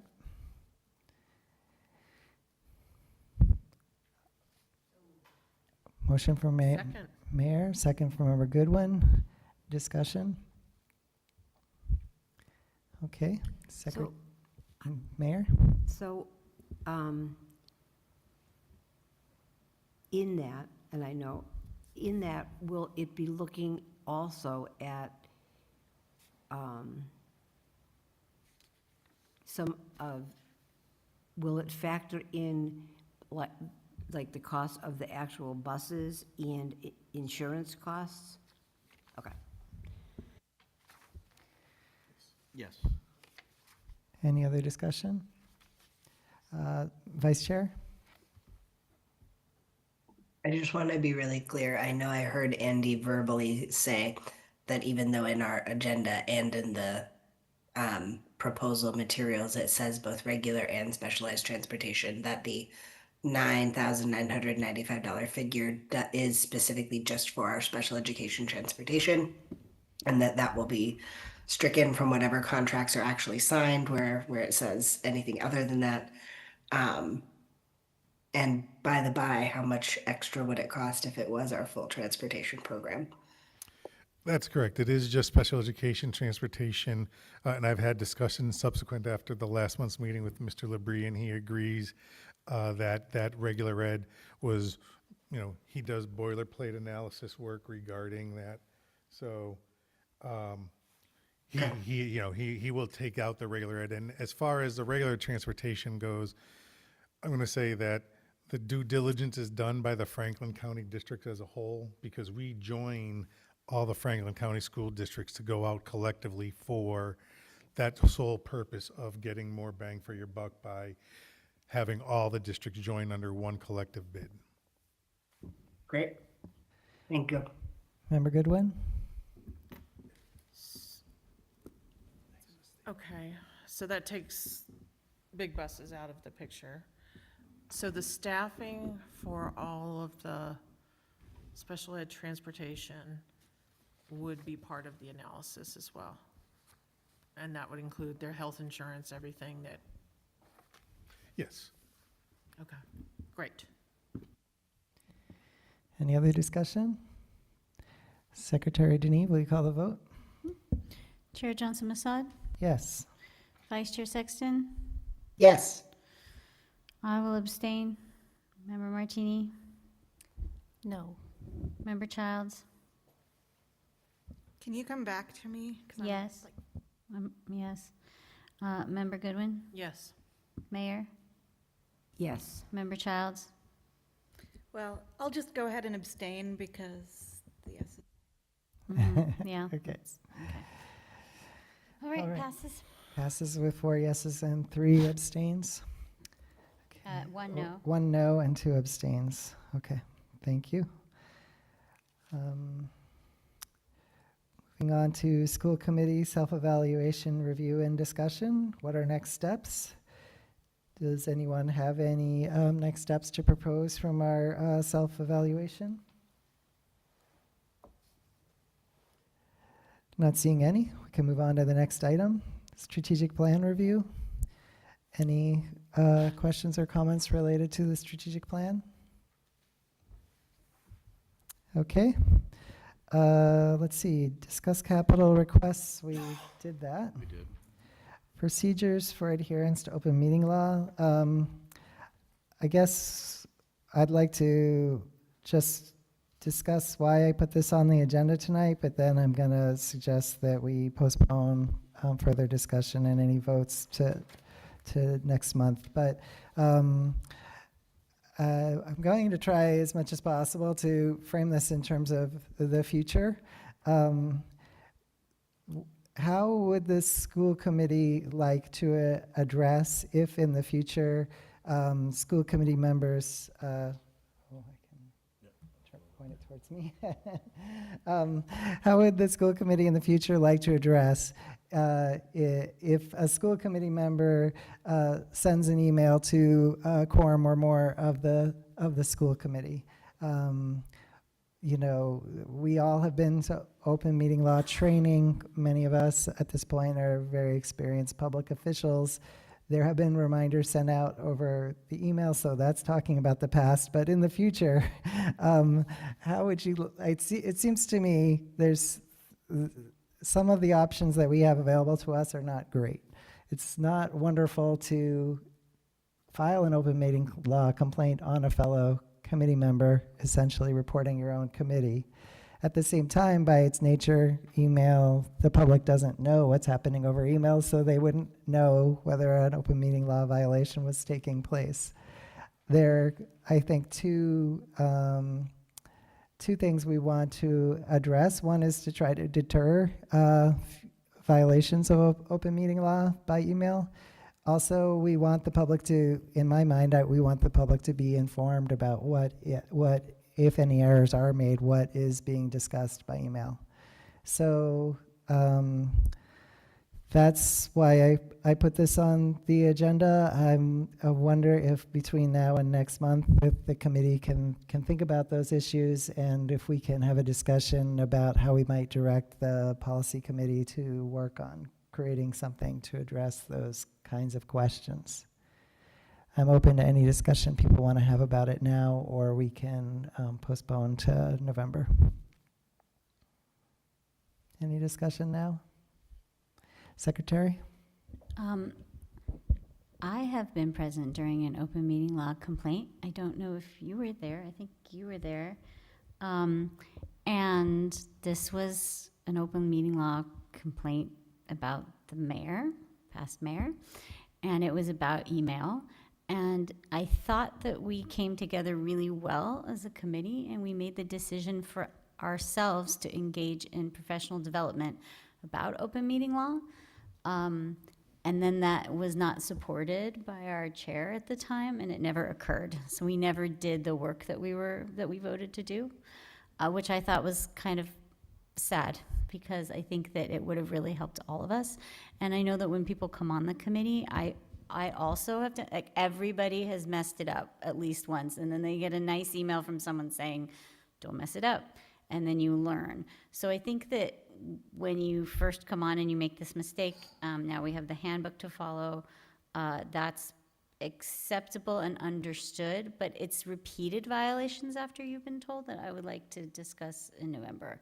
And so thank you for putting that on the agenda, and I will do my very best to think of solutions. Okay, thank you. Any other questions or comments on the topic to think about now? Member Childs? So this is really weird, and it feels sort of rules lawyery, but I just can't get it out of my head. It's sort of like how we're all members of the committee, but also members of the public. So what would happen, we don't have to answer this now, this could just be me being silly. What would happen if one of us were to use our personal email and send the email to the full committee email as a member of community or parent? I'm pretty sure that'd be an open meeting violation, but I don't know. It's just, I think there are some, and then also, when we have people like the mayor, who is a mayor and is a member of the school committee, does it count as separate hats? So I think those are basic questions about open meeting law, and there certainly are resources available to us to answer that. We could certainly, at the Attorney General's office is more than happy to come and do a training specifically for us. My experience with the training, one time we did have an open meeting law placed against us. We agreed to have them come and do a training for us. They presented the information, but there was no real opportunity there was an opportunity for people to ask questions. Basically, they made their presentation and no one said anything or asked anything because because something about the format was not conducive to that. So anyway, just a thought. Member Martini? My recollection is pretty spot on with Member Deneves. Our former mayor made comments very publicly in the newspaper about the discussions held in an executive session prior to those minutes being published. And it's true that members, and that resulted in the committee making an open meeting law complaint about itself, which I agree is preferable. If we have a violation, particularly something that's repeated, I think it's much better if it comes from us than coming from someone else. The committee should have responsibility for that. And it's true that we do get this online training and it's required of people and what have you. However, it's also true that there are often particularities that are not really covered in that training that leave people wondering. And also, we all know how online trainings are super fascinating and should lend themselves to people remembering details, especially over long periods of time. In resolution of that previous complaint, the committee did send its proposal on back to the state that it would engage in training for the members, and then the now former chair of the school committee never did end up arranging it. So the committee didn't do what it said it was going to do in resolution of that complaint. I think it would be really nice to have something like maybe a working session that was specifically devoted to that, perhaps in that type of context, in a small group, in a circular setting like that. People would feel more comfortable asking their kind of nitty-gritty questions about, well, what if this and what if that? And at least the committee would be fulfilling what I think is its obligation. Okay. Any other discussion tonight? Okay, so we'll carry this item forward to next month, and perhaps I'll come forward with a proposal of what we maybe suggest that we do, and get that to you in advance so people have a chance to think about it, and we can have a discussion in November. All right, item 10 is executive session, but we don't actually need that. Thank goodness. So I would hear a motion to adjourn. So moved. Second. I'm going to say that was a motion from Member Goodwin and a second from Mayor DeSorger. Is there any discussion? Oh, okay. Thank you for that clarification. Okay, motion from Mayor, second from Member Goodwin. Any discussion? Secretary Deneve, will you call the vote? Chair? Yes. Vice Chair? Yep. I'm a yes. Member Martini? Yes. Member Childs? Yes. Member Goodwin? Yes. Mayor? Unanimous.